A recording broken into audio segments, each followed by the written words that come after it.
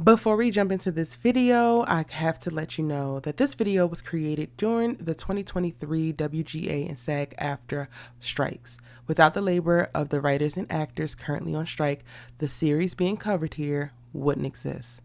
Through the duration of these strikes, my company and I stand in solidarity with both unions and are refusing paid opportunities presented by struck companies such as the 8 major Hollywood studios. Content created on Erica Vane platforms are independent of any struck company and not created in promotion of said company. Articles, videos, and audio posts are created in critique of the media in support of the artists who created it. It is important that you, the audience, know that these strikes are a result of corporate greed. The writers and actors have been victimized by major studios for quite some time, and the time is now to demand fair pay and working conditions, standardized practices across streaming business models, and other terms that will ensure the pipeline for new aspiring creatives remains open and viable for years to come. At this time, neither union is calling for a boycott of any television or film content. If you would like to support either or both unions, consider donating to strike funds, walking local picket lines, and using your social media platform to amplify messages delivered daily by union members and leaders. Links to official websites and more information can be found in the description box down below. Videos explaining both strikes and continuous strike news can be found on Erica Vane TV. Now let's get into it. Hey, y'all. Welcome in. Erica, don't laugh already now.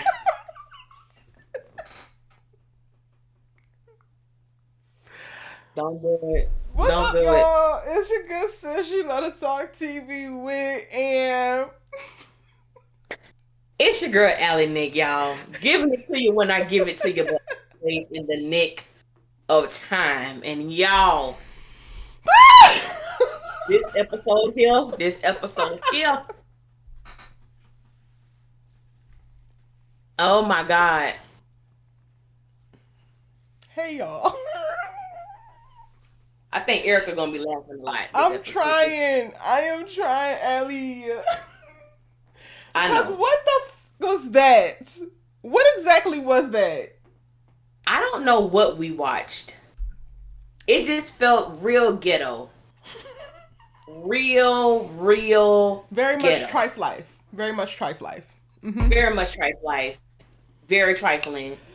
Go ahead and run it down for him, Allie. Go ahead and run down the key points that went down in episode 9 that we must talk about. The opening of episode 9. In this corner, we have weighing at. That's what we got for this opening episode with Karen and Fatima and their supporting cast or lack thereof. Danny and Preston have this date for is it their first date? Maybe, I don't know. The highlight of the episode for me, the only two people who didn't piss me off this episode, Hayden and Tamara. Maurice and Calvin, why? Andy and Gary, double why? And I think that was pretty. Fatima and Zach had this conversation. It's hard to run this down because I'm so wired and I'm so fiery. Everybody pretty much pissed me off this episode. Everybody. Shout out to Allie for keeping me sane. Shout out to you, Fran, for keeping me sane. Because I was sending her voice notes while I was watching. Yes. And I don't know if I was going to make it if I didn't get to do that. So I appreciate you. I don't even know where we're supposed to begin. You know what? Let's shout out the people. Y'all drop y'all's ratings for the episode. And I'm going to go back and we're going to see what y'all saying. We're going to call out the comments that y'all have made already. Because,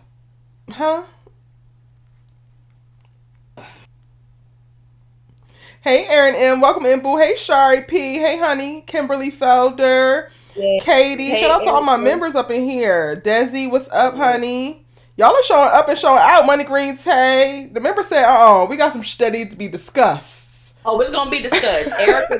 Erica James said, "Hey Erica, hey Allie, you already know this episode gets a middle finger, and you are so right, sis. Double middle fingers. Not the double middle fingers. The middle Double finger, like middle. when Zach went in to act like he was going to hug Sabrina, but made sure he delivered that middle finger to Aaron. Yes, One Aaron. of Uh huh. those. Mhm. Mhm. Sure enough. I can't. Fatima is thirsty for a man. All that. Oh, it won't let me go all the way back up to the top. Tara said, "I have nothing to say." Now I have nothing to say. Hey, Kenny Mm. Boo, welcome in, honey. Hey, Wednesday Talk. Okay. I'm trying to go back up to the top, but it won't let me. Cause y'all was talking like very early. Like y'all was like, listen, Yeah. listen. Y'all was lighting this chat up. Was I the only one that was like, bye Felicia when Andy left? No, you wasn't. You wasn't. You wasn't. DNC Grady says, I didn't even watch this episode because the spoilers from Amazon Prime were all over social media today, and I had zero interest in seeing what the rest of the No. episode had to offer. I'm so damn tired. Y'all just avoid it like the plague. I don't even get on Twitter on Wednesdays. I know. Well, It was actually, I every. can because I blocked so many. I blocked all the toxic people on Twitter for SISTAS and All American. So Twitter's actually not that bad for me anymore. Yeah. Fatima had you fuming. D Lovely Fatima had you fuming. Girl, did she? Kimberly Felder said, "I'm not even sure how to rate this." Fatima has me laughing. Because, girl, you're laughable. You should be embarrassed. You should be Whole definitely clown. embarrassed, honey. A whole clown. Desi says, I don't agree with how Karen acted. I also don't like how Fatima thought she had to walk up into Karen's house like, you know where your man is. Why are you at Karen's house? Didn't I tell y'all that she had sex with Zach right before coming there? I told y'all that in the video. Like, I know I put that in my breakdown. And Yeah. that's what happened. And she felt the need to drop that tidbit, which just made her... I've lost so much respect for Fatima, and I really hate that for me. I really hate that for me. Happy for you, sis. Happy for you. Because it was so many missed opportunities. She had to let it be known she had sex with Zach. Yo, yeah, you supposed to be knocked out. I put it on you well. Well, maybe your coochie ain't what you think it is, sis. Maybe it ain't what you think it is. Since he's supposed to be asleep. How about that? How about that? I'm just saying. And if we're going to say it, then like, okay, so if your coochie kept him asleep for this amount of time, let's go ahead and let Karen take a ride, and then let's see who's better if we're doing it. Hey, Like, so what is your point? Like, and just how ridiculous I just sounded just now, y'all. That is how ridiculous this whole thing is. yes, in the pits. That's what it was given. But you know It what? Fatima wanted to go low, so on this live, I'm gonna go to hell. I just am. Because, girl, you a bird. You look like a bird. And maybe it's just me and I had these ridiculous blinders on to the bird nature that Fatima actually has. But it was front and center in this episode. I told y'all in my breakdown. There was nothing that Fatima needed to say that was so pressing. I'm gonna leave once I say what I gotta say. What you gotta say?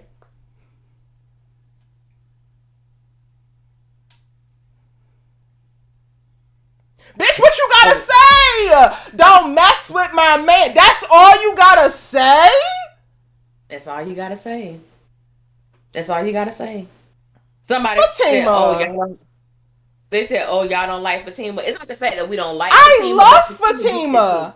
I love Fatima. And I hate this for her. And if she was my homegirl, I would tell her, girl, you being a bird.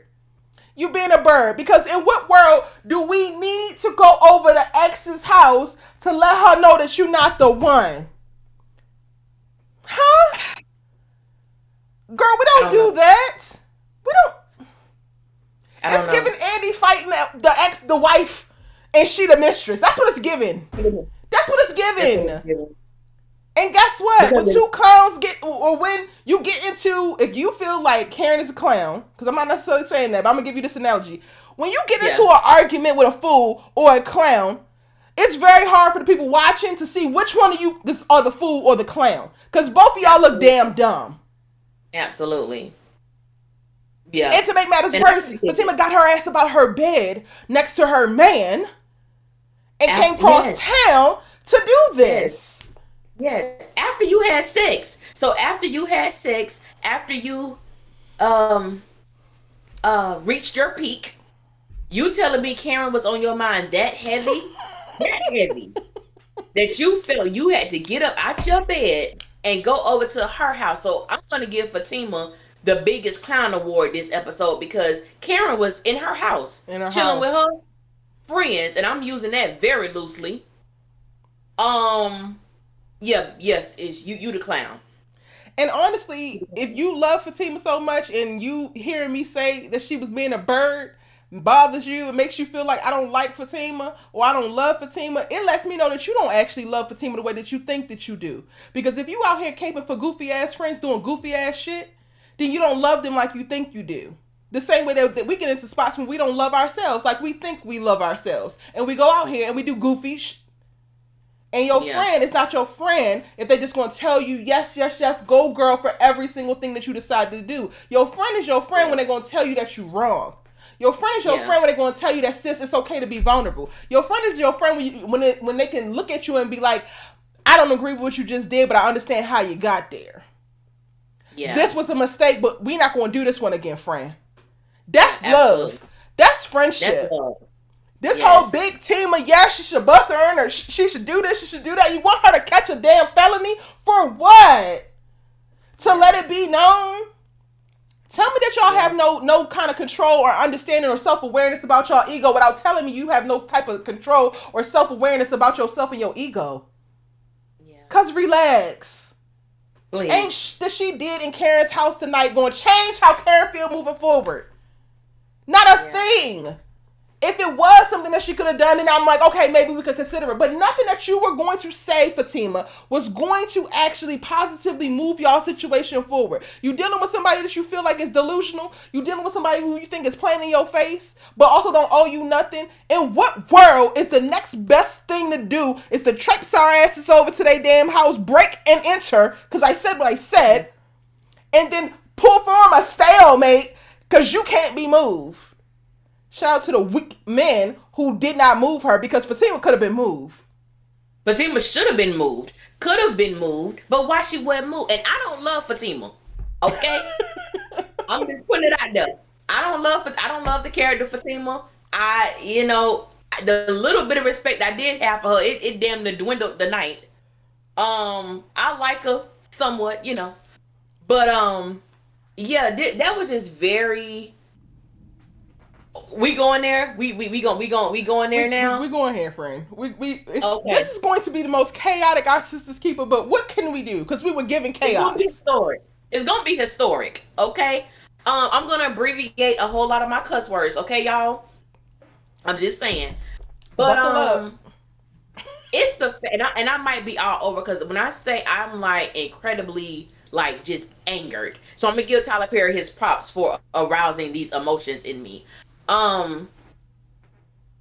The fact that I didn't expect much from Andy, I really didn't.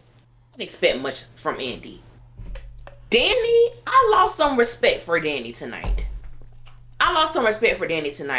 I just couldn't believe that she was making a joke or trying to be humorous during this time. And the fact that she told Fatima, like, I ain't got no beef with you.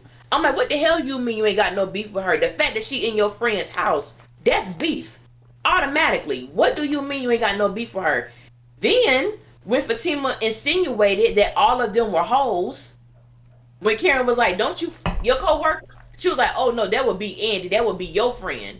She was like, matter of fact, don't all y'all hoes? Like, excuse me? Hello. When she pointed out all of them and nobody wanted to buck bad, I'm like, okay, bet. So she just literally shots fired at Karen and y'all hoes catching strays and you standing there looking stupid. Period.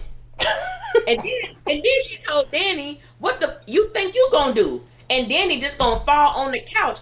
Hey, first of all, are you like trying to understand how we have seen these women have so much heat and have so much anger toward they have more energy towards men than they do with this woman walking her happy ass into Karen's house. Like, I don't understand that. And then Sabrina, I said I was gonna give her a little pass, but she ain't got the pass right now. Fatima, can you leave, please? Please, But it's please. okay, but it's Sabrina. It's Sabrina though. Look at her, Fatima. Look, I mean, not Fatima. Look how hard Sabrina walked on Alonzo ass when he beat up Maurice. So it's in her to do.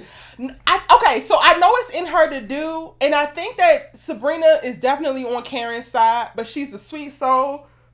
And the She is. Alonzo thing felt more like an imminent threat, right? After she saw what Alonzo was fully capable of, because that was after, right?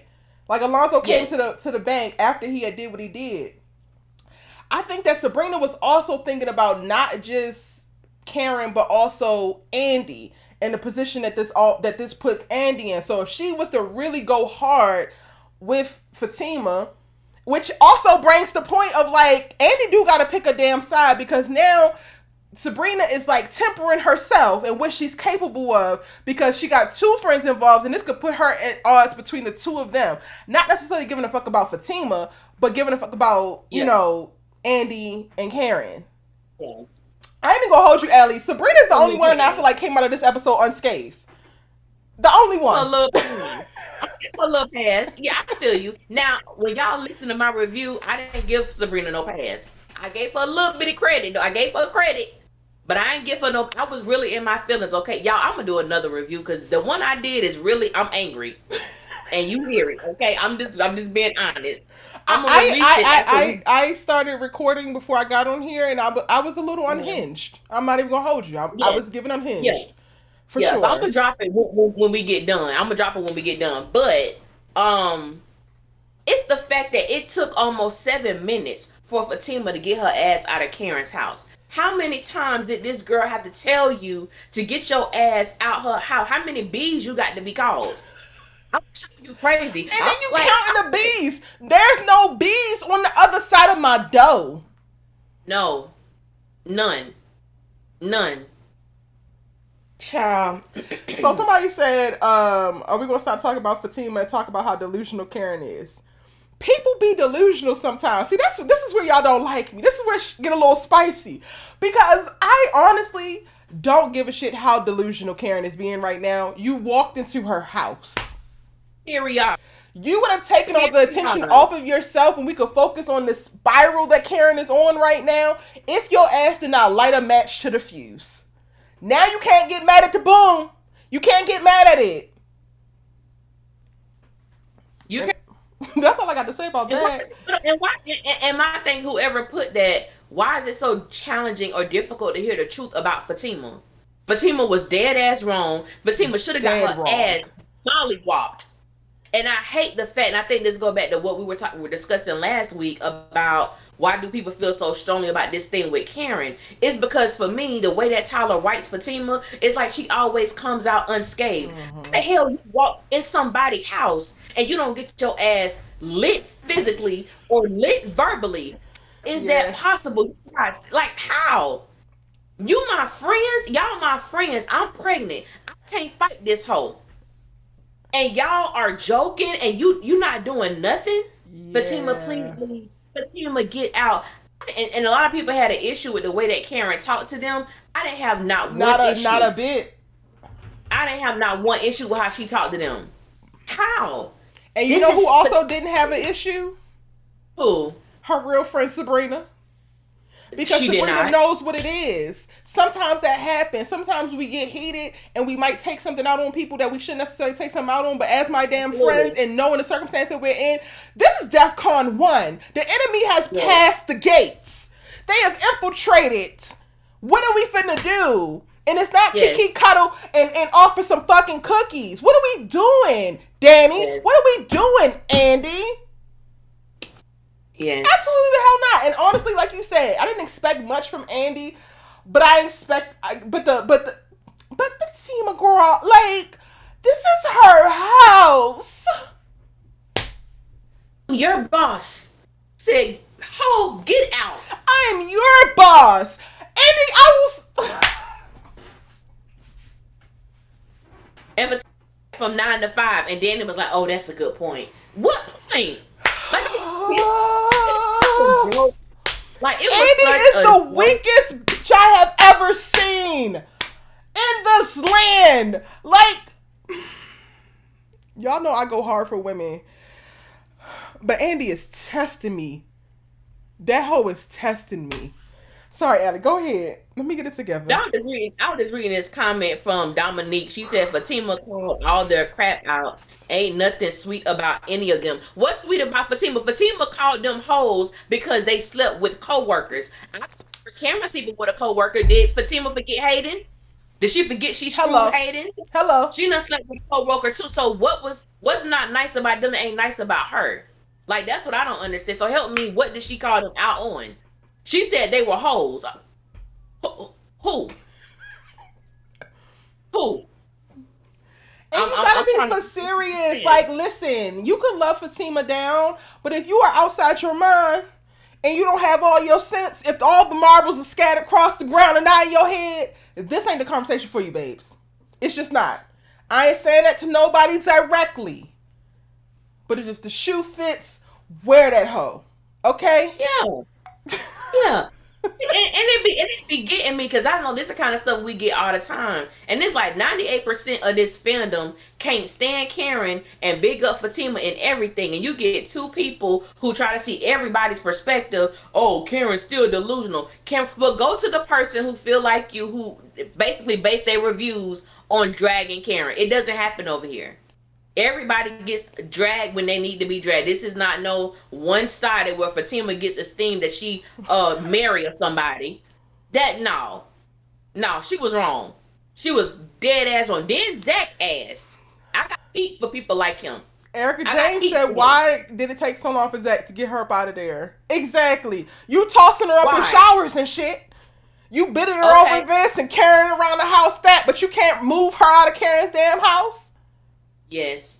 Can we just go? Don't listen to her. Don't talk to her. Don't look over there. Can we just go? Let me tell you why I can't stand Zach ass. First, this is my issue with him.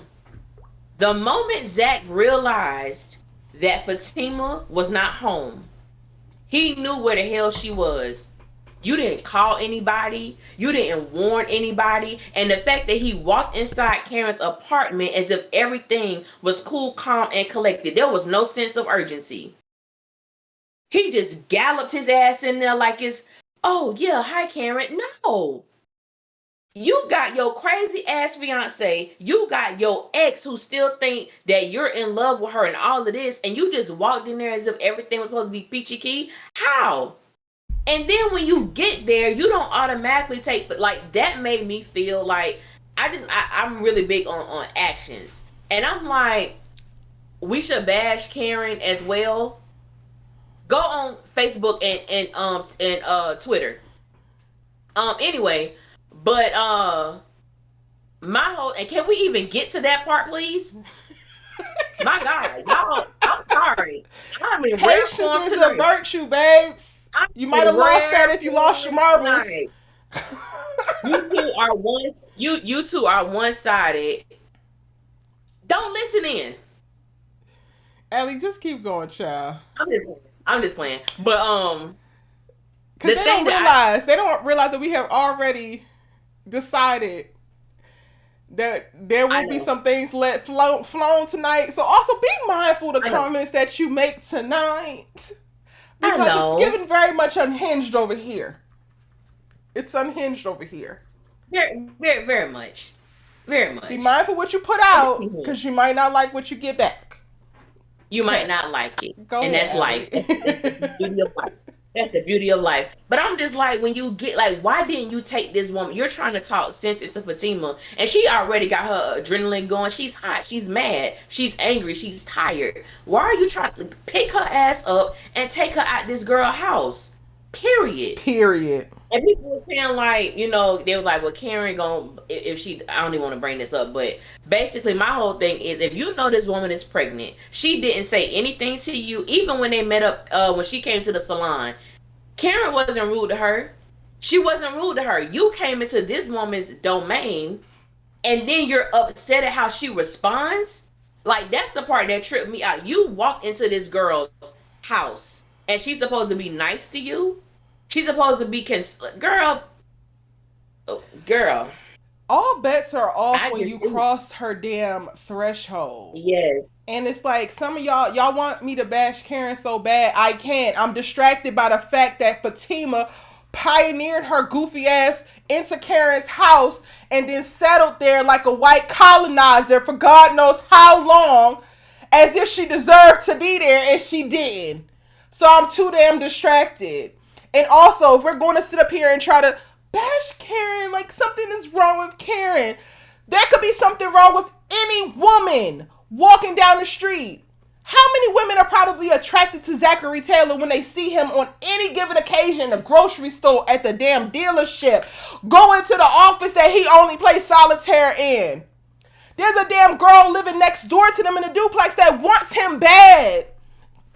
There's always going to be a bitch that wants him. Y'all's like solution is for Fatima to break through everybody's door and let these bitches know, like every bitch gotta know. That don't make no sense, y'all. Like, y'all gotta be for real. And if Fatima wants to be in a relationship with this particular man with these set of circumstances and issues, she gotta do better. And she has done better. So part of my frustration is not that I'm holding Fatima to this unrealistic standard. She set the damn standard. And now all of a sudden she forgot who the hell she is. And she want to be running around Atlanta acting like a bird. And it's like, she was not a bird to begin with. Now you want to pick fights and call these bitches hoes. But I remember when you was at the restaurant, you was just happy to be down.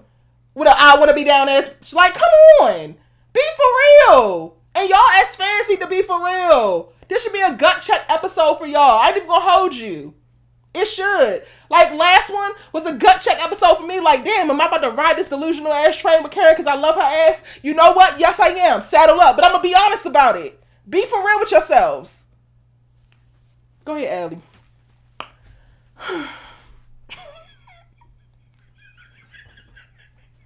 This thing was a lot. I'm sorry. I'm just like, I can't, like... Y'all got higher expectations for me and Allie than you do for Fatima. And you need to sit with that shit. Yeah. No, but I think that's real talk. And I think just having two black women discuss that. And I think if somebody walked in your house, you telling me you going to be cool with this chick? Oh, well, welcome. Yeah, we were just discussing. I'm going to beat your ass. What you mean? What do you like? It don't like the stuff that people say. Like, it really... It's crazy to me. Like, it's legit crazy to me. Okay, so where we at now with this part? So, okay, Zach is there. He has not taken Fatima out the house. So, and this is why I talk about, when people talk about Karen being delusional. And there are certain things that Karen says, and even I think throughout this episode, Tyler was proving how delusional she is not. Mm-hmm. In this scene, so people who want me to go off, whatever, in this scene, she talks about how we didn't know at the time, and I don't think until this particular episode, why would Zach take her to a restaurant that they had sex in? Why would you do that? You've already... Why would you do that? We need Carisha hair. Why? Why would you do that? Why would you do that? I'm just saying, like, why would you do that? But, like, you have expressed yourself in a way to her that you haven't in a long time. You were flirting with Karen, whether we want to admit that or not. Allie, can we also point out, because at this point we have created quite a few videos about last week's episode, and in going back and creating those videos, the photos, the screenshots that I hovered on the most was Zach smiling from ear to ear. I saw all 36 teeth in some of these screenshots.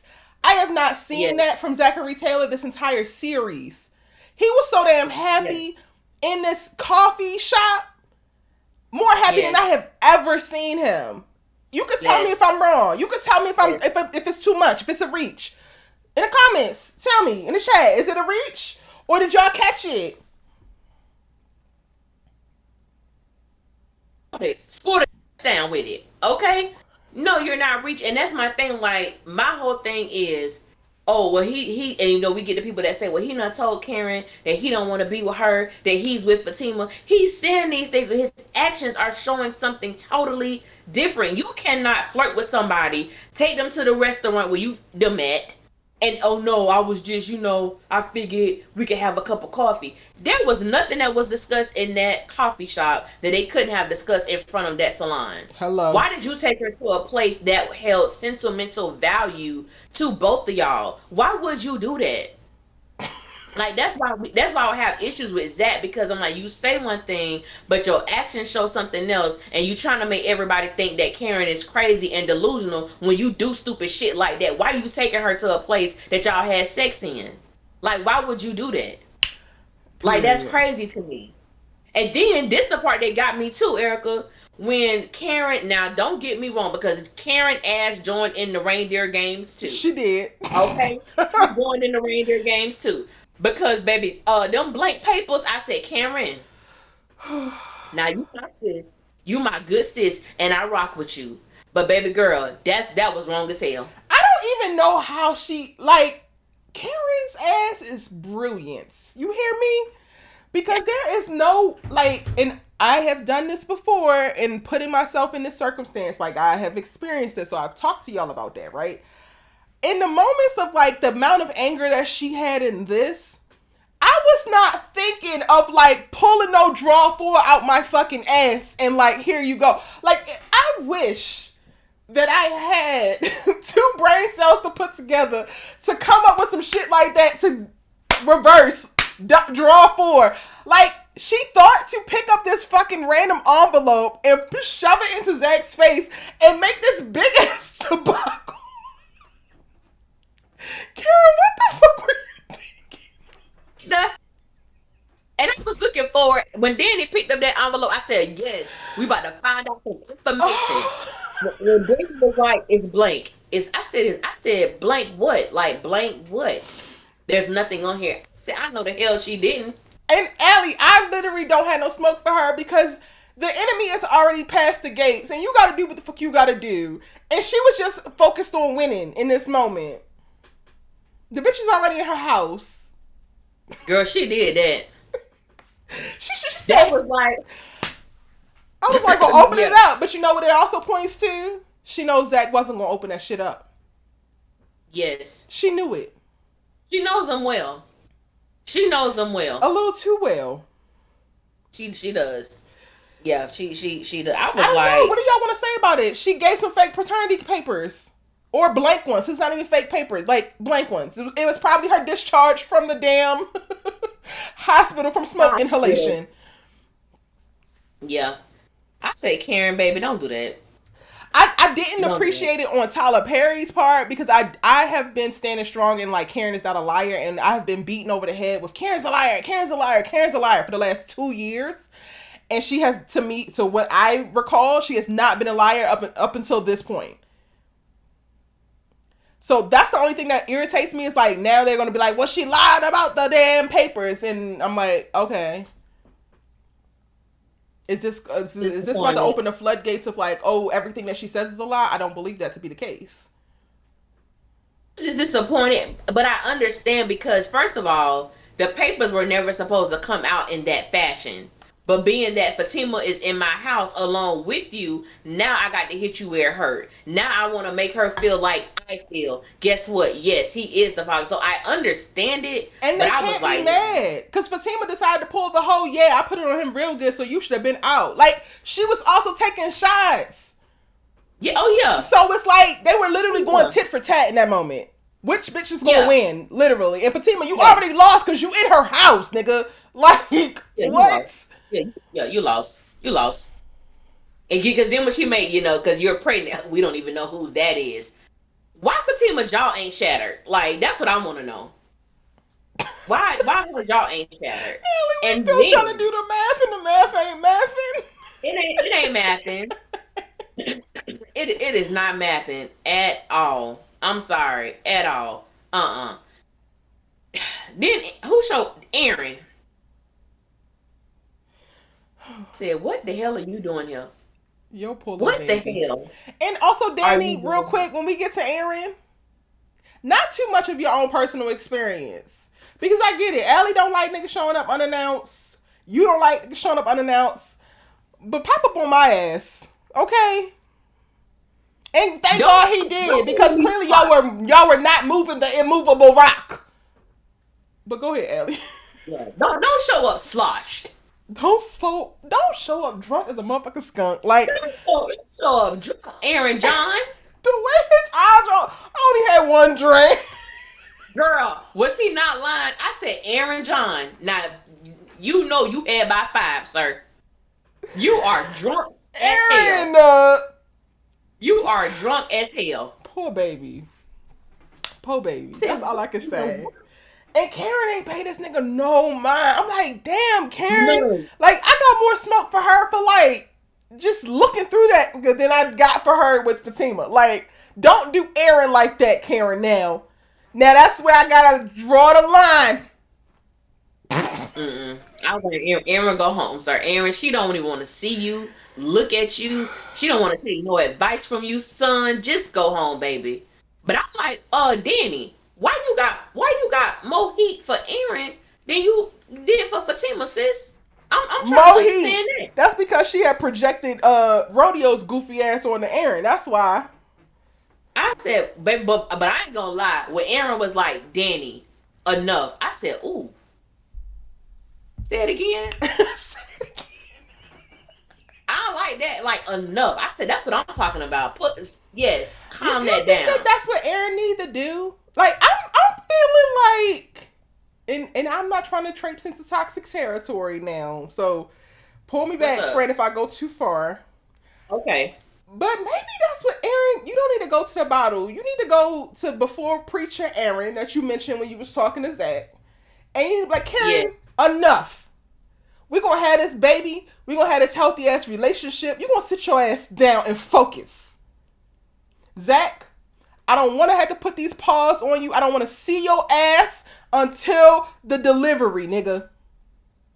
Fatima, I've always respected you, but I will fight over mine. You and your nigga can catch these paws. Danny, you know better. Andy, you a fucking traitor. Sabrina, we'll call you tomorrow. Now all you bitches get out. I think the whole I night would would have love been a to lot see that. differently. I would love to see that, but I think I don't the way the mindset that Karen is in. I don't know how receptive she would be. I don't know how receptive she I would don't be. know if we can give her space to receive at this point. Like, Now he's been assertive with her in past I'm seasons. about to say some toxic ass shit. Oh Lord, Lord. Sometimes you just can't get people, but you also have to know people. So I'm not telling y'all to kidnap no bitches. I'm not telling y'all.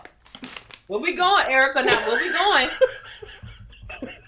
Where we going? Okay, so I'm going back to 25-year-old Erica. That's when I was doing all this dumb shit. Popping up at bitches' houses, looking through people's. I was doing some shit, okay? I was doing some shit.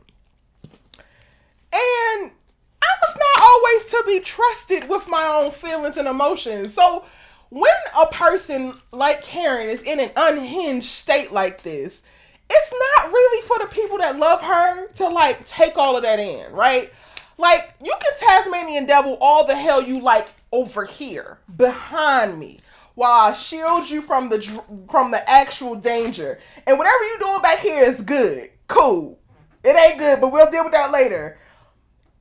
I think that if he would have taken command, not that any of this is his fault because it's not. We're just offering alternatives, right? Taking command of the situation and not taking into account what she wanted or needed to get off in this moment, because at this point she's literally just reacting. Nothing is productive or healthy coming from this. Him checking everybody else and getting everybody else the hell up out of there, and her throwing a fucking fit. Like, what she gonna say? No, bring them back so I can fucking fight. No, you want the bitch out, so I'm getting the bitch out. Like, so I don't necessarily know if it would have been like for her to receive. Like, you can go ahead and do what you doing, but I'm gonna go ahead and do this. And I've had people do that for me, and it has been a godsend. Yeah. It could be too much. It could be a little toxic. But I don't know. There was no real true leader tonight, and you couldn't expect for Fatima or Karen to be the leaders. They're the ones who are No. in the altercation. There was way too many people in that damn living room for nobody to step up. Correct. For me, that was it's just Correct. way too many people. As your friend, if I'm Danny, bitch, I know you mad. I don't think that she should be trying to fuck Zach either. But you can't do this shit here. You ain't Right. gonna do this today. You don't take another step, Fatima. Now, I appreciate Period. what you did for me, but now you stepping, bitch. Now you stepping. Like none of that to me is outside the realm of like Yeah. non like it's all doable. It's all within Yeah. y'all's grasp for real. Yeah. Yeah. Andy, Because the moment matter you of fact, told Danny, grab Andy pinhead ass, move her from next to Karen, shove her into her friend, and push both them bitches out the apartment. Why wasn't that done? I don't know. It was a waste of damn time. Waste of damn time. But the moment, and I think I just, the moment that Fatima told Danny, and what the you think you gonna do? I couldn't believe that Danny didn't lose it, didn't go off, didn't say nothing. I guess for me, because I'm not the biggest Fatima fan, because I just think Fatima is a bully. I think Fatima, she goes about intimidating people, and it's worked on the people that she has tried to intimidate, except for Karen. And I think that bothers her. And I don't like, I think that bothers her because everybody else, they bend to what she wants or what she is commanding of them to do. Karen, it don't work on Karen. It just doesn't work. And then there's so many people like, oh, all Fatima got to do is make one phone call to Madam. I said, Fatima need Madam for Karen. And if y'all ain't noticed, Madam is busy. Okay, Madam is busy Madam ducking and is busy. dodging. Okay, Leave Madam over there on all the Queen's men. If Madam Fatima is can't, busy.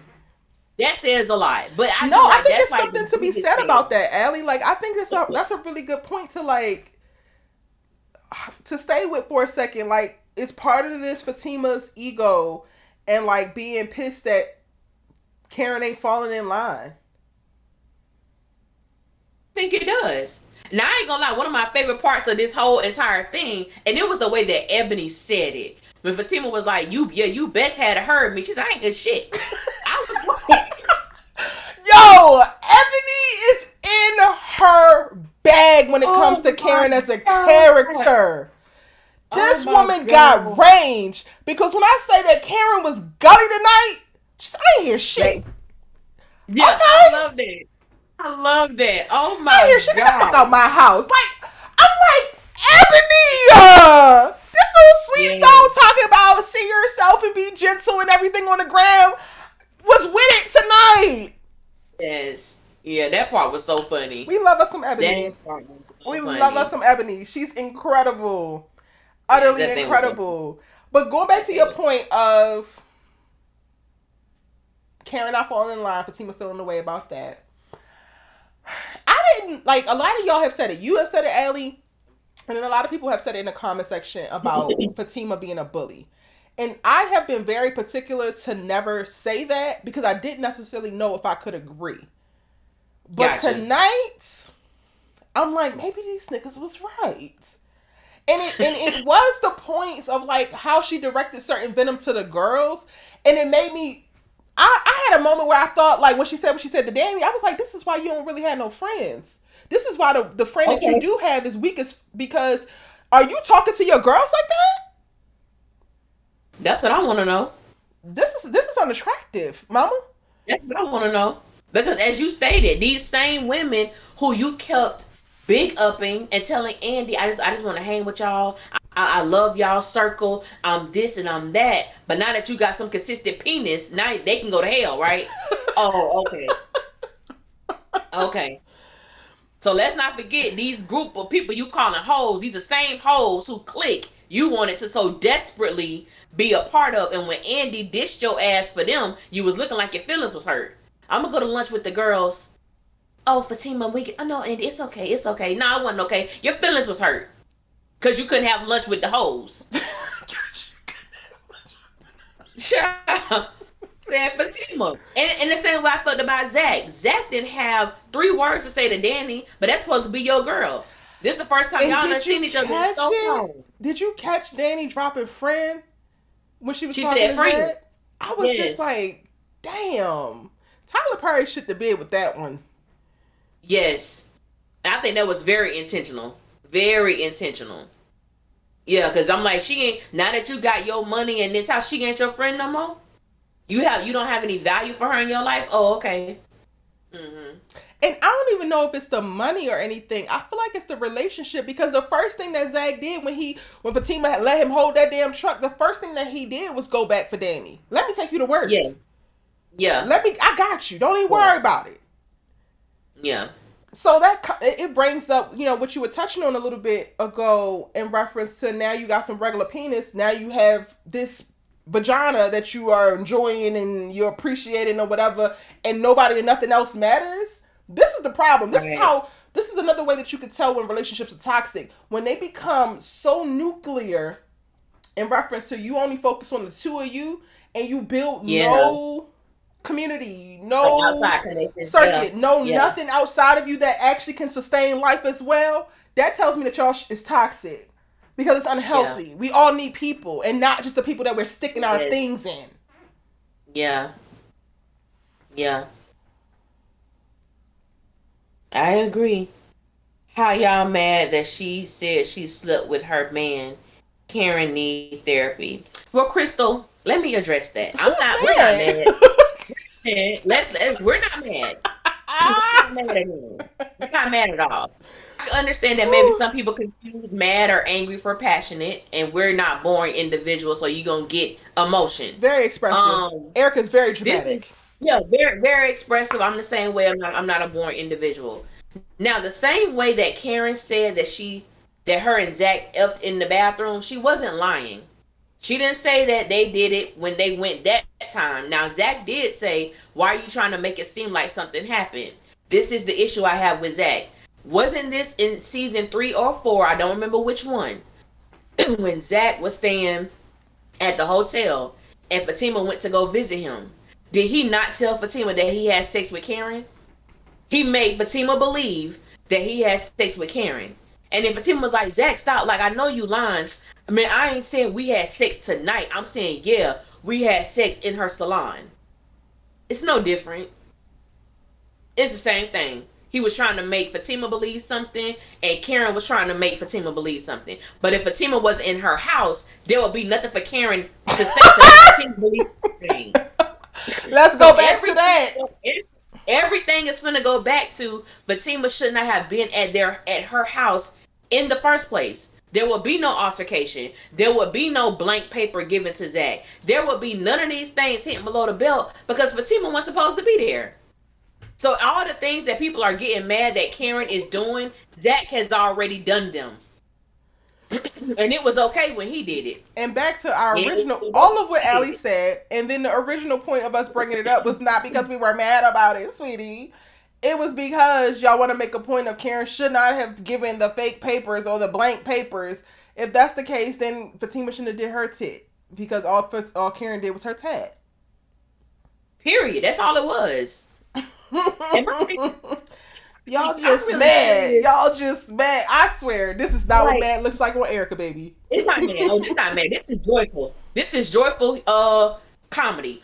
But I'm curious to understand why there's a certain group of people or a certain demographic of people who watch Sisters who believe that Fatima should be able to do whatever the hell she wants to do without any consequences. Why should she get there? Like, that's the part I don't understand. We'll bash Karen, Andy, Sabrina and Danny, but Fatima is supposed to just be able to do whatever she want to do and not get called out for it. I don't understand that.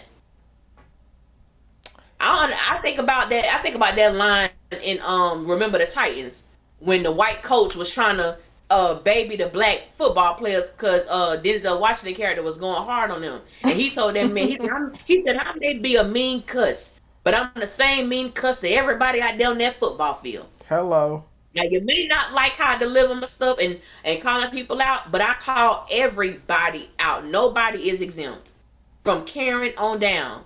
If they deserve to get it, they gonna get it. And Fatima is Period. not exempt at all. At all. And y'all's toxic parasocial relationship ain't gonna change what we gotta say.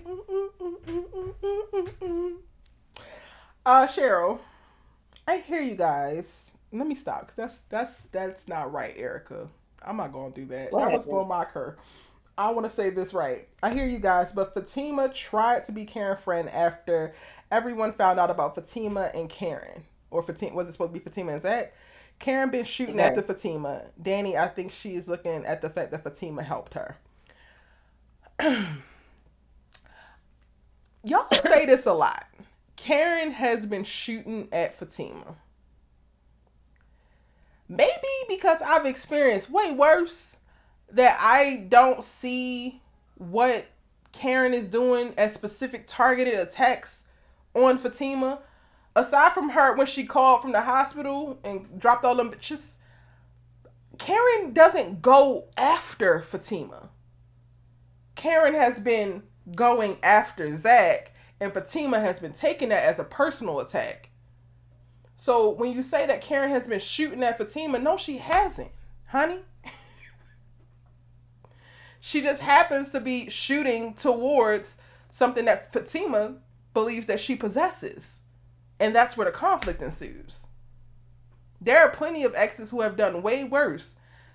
And not that I want to give any ideas or again, be extra toxic, but Karen ain't going and cutting Fatima brake lines, putting sugar in her tank. Like, Karen is not doing a bunch of stuff specifically to Fatima, like y'all want to believe so bad. Or am I wrong, Allie? Am I delusional? Look at it is, if it was really that bad, when Fatima showed up to the, and that's the most recent thing I can say, when Fatima showed up to the salon when Karen and Zach was having a conversation, if Karen was so rah and was trying to attack Fatima, it would have been a scene then. Yeah. There was, and it was like we got like, and that's the part I'm saying. Like I am not negating or excusing anything that Karen may have said to Fatima. I'm not doing that, and I never will. But my thing is, if it was so rah, it would have been a situation at the salon. All she told her was, "I'm standing in front of my salon," basically, because basically Fatima was like, excuse us, and I was like, Karen, too, help her take your ass down the way. All this free space over here, you want me to move? Girl, go somewhere. And like Yeah. for me, and we're not gonna act like Fatima ain't did little slick shit because she done said a whole lot of She little slick stuff on the has. side to Andy, where Andy didn't check her ass. Like she's done that. So I'm like, Fatima ain't innocent in this now. We're Not not at gonna do that. all. And even the stuff that Karen has said as an ex, y'all just have said it too. And it's not a personal attack on this particular, like, y'all gotta be for real. Because the way that y'all expected, because this particular stop on the Karen and Zach roller coaster was Zach's final stop to get off, and Karen's ass decided to stay on it and stick to whatever their cycle had been, and didn't pack up all her feelings and her emotions so neatly and never to be heard of again. That is just not realistic. It's really not. Like, I Like don't I don't really know, and it's mind-boggling to me how we have to bash Karen and point out exactly how delusional that she's being, but it's not delusional to fuck out of your man, get out the bed, come cross town and walk into the door of the ex. It's not but that delusional to ain't grab the delusional. neighbor by her hair for smashing the friend of my man and drag her out the hot tub. It's not delusional to say, I'm gonna help you with your groceries, grab them up and chuck them holes against my door. It's not delusional to walk into my place of business, But that ain't take delusional. my That ain't head delusional. and run it into a mirror. That ain't delusional though. No, Fatima has no anger issues. Fatima has no problems. And after all of Fatima, that, I did not call her a bully not once, but y'all want, you're so one-sided. I've been letting Fatima's ass off the hook this entire time when mama is deranged. Okay? This is a 20-year-old stuff to be doing, honey. You're 30 plus. Cut it out. Cut it the hell out. And people in the comments, oh, Karen went over their house. Karen did not go over their house and walk right into their damn door. Yeah. Hold on, real estate. She said you literally hate everything Fatima represents. How? When I How I hate stated everything several. Fatima represents when I say that I literally have lived their lives. No, she said she directed that towards me. I Okay, totally okay. hate everything because I'm not the biggest fan of Fatima. I don't have to be. I think I'm very fair when it comes to how I feel about her. I be with sis when I'm with sis. I'm not with sis when I'm not with sis, along with everybody else. I don't agree with everything Karen says, and you obviously don't listen to my reviews if you feel that way. Because there was, and I just was telling Erica this. There was a long time when all that stuff happened with Karen and Zach and Fatima. It was very challenging for me to extend grace to Karen because of things that I was dealing with personally and things that a close friend of mine was dealing with her husband at the time. So when people come out and say these, you always, you never, you this, honestly, you don't listen to my stuff if you can make those type of extremes. Like that's crazy. When I was going in on Karen, y'all didn't have all this little slick shit to say. You were fine with that. But then when people take up for her, it's oh my god, and it's like people want everybody to pat Fatima on her ass. In my review, I told people, I said the ones who think Fatima can't do no wrong, I said do me a favor and remove your lips from her ass right quick. Stop puckering right quick because in a lot of people's eyes, Fatima can't do no wrong. And I don't understand that. No, Fatima's not my favorite character, but I don't dislike her either. I don't dislike her. So I'm not understanding. But she was dead ass wrong. And there's nothing that nobody can say that'll make me change that. I used to be so proud of Fatima. Like, her groundedness, her being able to see herself in Karen and knowing that she had lived and done certain things before. We don't know what her relationship with Ian looked like. I could only imagine now. If this is where she at this age, I could only imagine what the hell that looked like. And I'm not saying that man was not wrong for what he did. But I used to just have so much respect and just love what Fatima stood for. Because I feel like we don't always have to be with the rah-rah. And this is coming from a girl who is pretty much for it. When I feel like it's called for it, you're pretty much never going to get me to call off the rah-rah. Like, my cancer ass, my emotional ass, it's either I care or I don't. And when I care, that's it.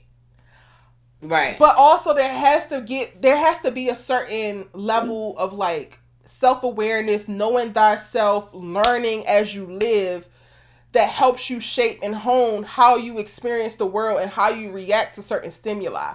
And there's just y'all are just never going to convince me. And I don't like to use absolutes unless I really mean them, motherfuckers. And I do. You're never going to convince me that in this moment, this is the best that Fatima could do. This is what we should be hoping for her. This, to me, these actions, this dialogue points to a regression, points to unhealthiness, points to toxicity. And even if you got your ego stroked because you told that shit her own house, now what? Now you got to look over your shoulder because the way that you be packing, she be packing. And eye for an eye. You didn't visit her and she gonna come visit you. Here we are. Let's really have that conversation, y'all, because it's fun and fun in this kiki and all that in the comments, and I'm mocking some of y'all and y'all doing a little bit too much. But like, let's be real. If this was you and you made this decision, which is a mistake, and you ran across the wrong whose marbles are not just lost and running around the floor, them just is in Thailand. There's no hope of them ever returning. And then that person reacts a certain way. Sorry, I had to take it there because sometimes people, y'all get really, really critical, and I really appreciate, like, I can never say this enough, but I'm so grateful to have Allie here and to be able to conduct this dialogue and this conversation in this way, because we both are very honest with y'all, but then with each other. And like Allie spoke to, like, I had this feeling and I said these things because I was dealing with X, Y, and Z. I literally tell y'all, like, I don't want to be a hypocrite, so I ain't gonna actually say this because I felt this and I've done this. Y'all gotta respect it or don't. And if you don't respect it, that's cool, but probably keep it pushing because this might not be the conversation for you, boo. This is the big kids table. table. You might not be ready. It's a big serious table, and it's one person in this chat room, and I'm trying my best not to cuss your ass out. This might not be the kind, and I hate when people feel like they know your work more than you do, because the words and our reviews come out of our own individual mouths, so we know what the hell we say, and we can remember those things. And I don't care if I said right now I can't stand Fatima ass, I don't like her. What are you gonna do about it? Just don't listen. It's the fact that, and I think it be the crazy things to me. It be the crazy things to me when people say, "Oh, like the nastiness I have for Fatima." It's crazy. Just last week alone, I told me and Erica. It could have been on the live. I don't even remember when I was talking about how when Fatima said, "I'm tired," and I said I felt that when she was talking to Andy, that she was tired, and I said I felt that on an emotional level, because I know what it's like to be sick, and I know what it's like to be tired, and then you get in these comments and you try to be big Billy Goat ass bully about how, oh, you think I've been caring in many situations. What the hell does that mean? I don't even know why you here. I really don't. If you have such an issue, why are you listening? I don't understand it. You don't have to agree. We don't have to agree. But you ain't got to keep saying slick little stuff either.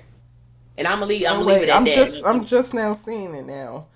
Cause one thing we're gonna do is we gonna respect Allie up in here. Hold on.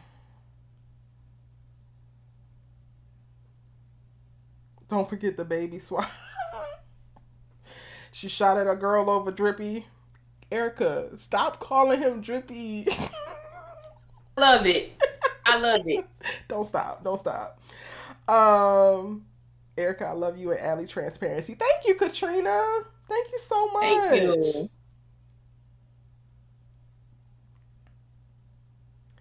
Oh, okay. I see what you're saying. Real estate Shashi. You be here a lot. You're not just a sister girl, right? I think you was here for All American as well.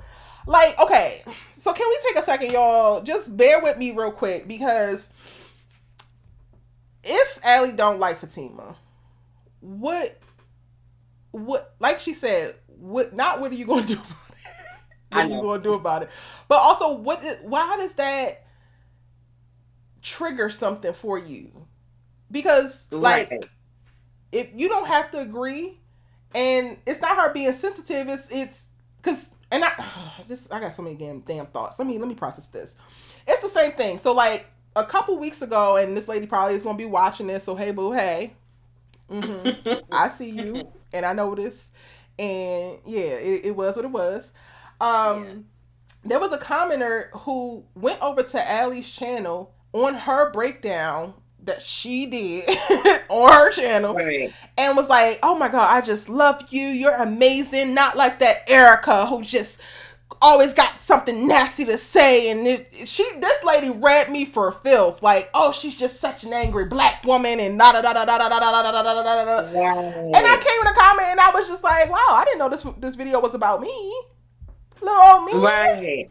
And it's pretty much that kind of energy. It's like, I really appreciate people who can agree to disagree, or people who can disagree very intelligently. And real estate Shashi, I'm not trying to say that you're not being intelligent right now, but like, just be a little bit more intentional. Because are you mad for this lady? Are you mad at my passion? Yeah. Are you mad? Like, what is it that I did to you specifically that you had to now go to this other person's page, and instead of using this time or this effort and this energy to comment on the brilliant points you felt like she made and how she organized it and the little jokes that you were able to pick up on, you took time and made your comment about Erica, who is not here. This is not her channel. It has nothing to do with her.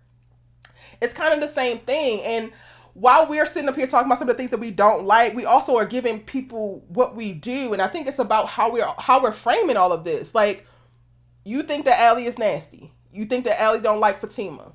You said it. And at this point, you've said it multiple times. What else do you want now? And if you feel like I kind of am better at balancing it, then focus on what the hell I'm saying. You get what I'm saying? Y'all let me know if I'm tripping, because I am unhinged tonight. Like, I'm definitely unhinged. You don't have to. I think too many people feel like they need to come to the defense of these characters so hard.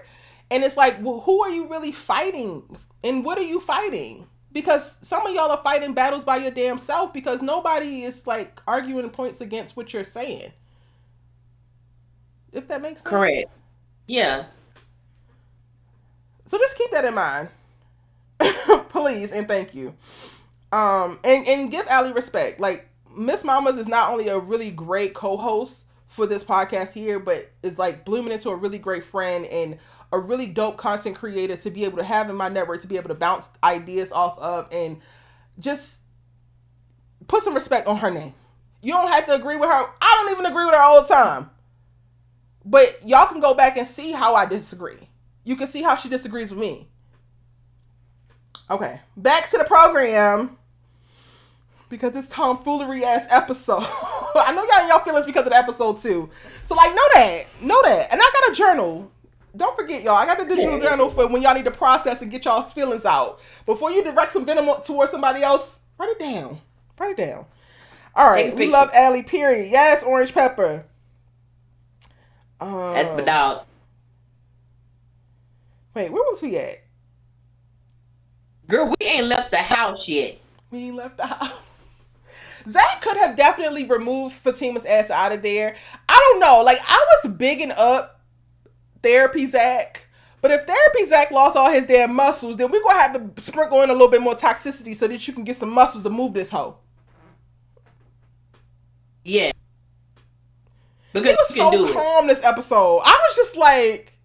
And I said that Sabrina is the only one that Tyler Perry's not destroying. And I'm only saying that because while Zach, I don't feel like had a bad episode, he's like digging himself out of the hell hole that he's already in. So he's not back on ground center anyway. So this character still, like, he's only had a good run for the last 4 episodes. Out of how many? Just to be clear. What were you saying, Allie? I mean,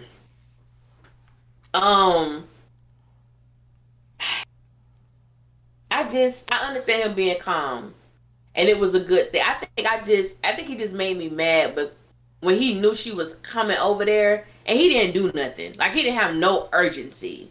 Like I like calmer Zach, but I need you to be honest, sir. You can't just be around here just, oh yeah, I know Fatima carries a gun and Karen carries a gun. I'm gonna let them, I'm gonna see what happened. No, so calm.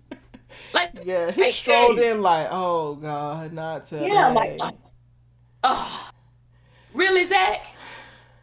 When both of them are very capable of being with the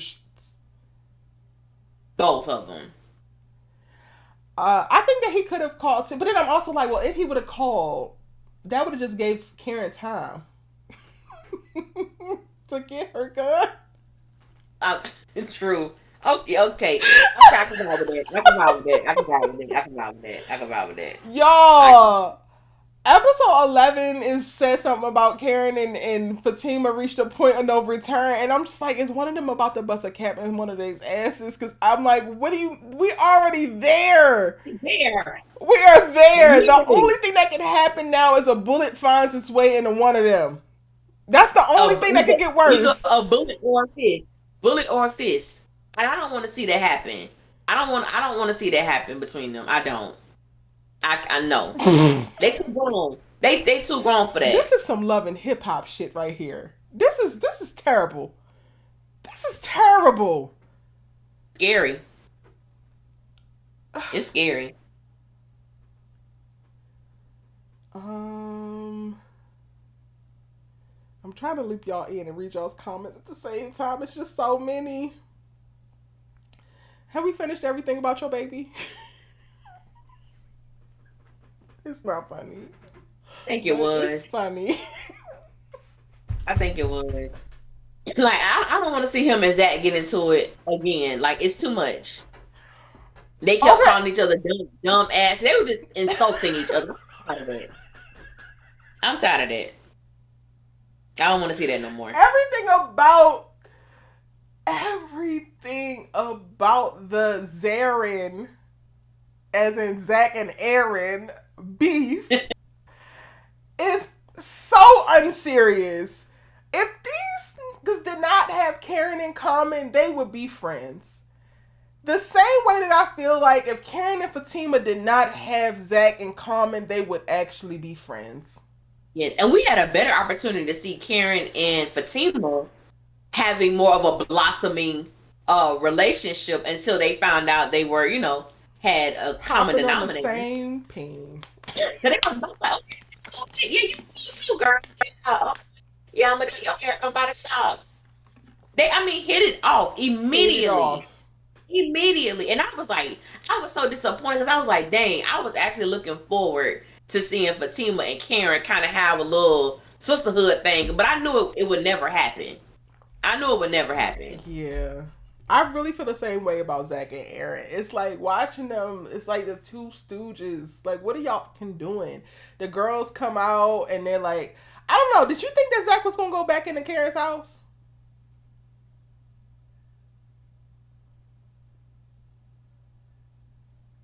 Maybe mistakes, but I think he was gonna go back to check on them. I do.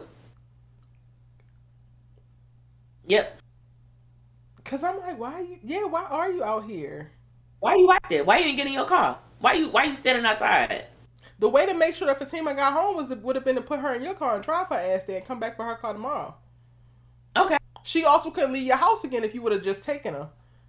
Okay. So why you was outside, Zach? In the damn bird squad. It's like, oh yeah, it makes sense. You don't want Fatima to come back. That sounds like her. And then Andy, well, I'm gonna leave because I guess I'm just the worst friend. And still is. Ain't nothing changed. You the absolute worst. The crazy thing about Andy is not only are you a horrible ass friend, honey, but you're a horrible person to yourself. So it's also like, what could we possibly hope for or expect? You treat yourself like the best thing that you do for yourself, Andy, is wash your ass every morning, put on a little bit of makeup and a cute outfit. But everything on the inside is rotten, honey. And you're not dealing with it. And unfortunately, it's manifested in your relationships. It's manifested in your decisions. It's manifested in your damn mindset. You are a horrible friend. You also are a horrible person to yourself. Can we sit with that while we too busy trying to ride Gary like it's 1999? Hope said, or just follow her home. He'd be more concerned about Karen than Fatima, low key. That's a great point because you could have followed her home. You wanted to make sure Fatima got home, but you didn't follow her home. Hope, that was a good one, girl. I mean, points are being made. That was a great point. And they're making me uncomfortable.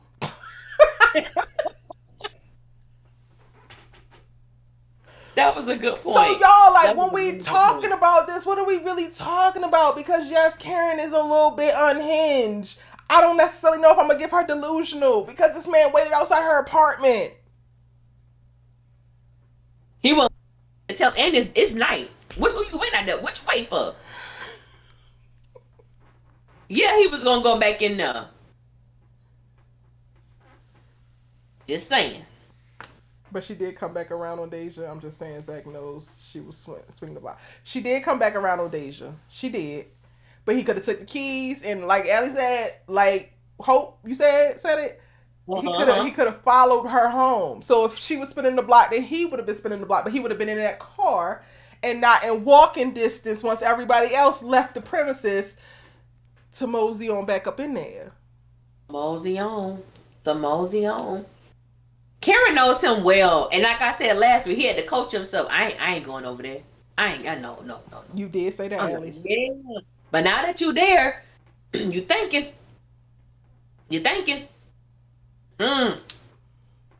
But yeah, he ain't gonna. And Karen left that door open not only so if that double back, but if Zach came back, because she told him the door was gonna be. Oh, Karen is a savage. Y'all want me to dub her delusional? All I can give her right now is savage. Miss Mamas don't give a fuck. None. And I wouldn't give none either. You walked into my house, I'm finna destroy you. Zach was waiting on everybody to leave to go back into Karen's apartment. Yep, that's what I think too. Child. Jessica says, then why not be with Karen? Okay, so now we asking the right questions.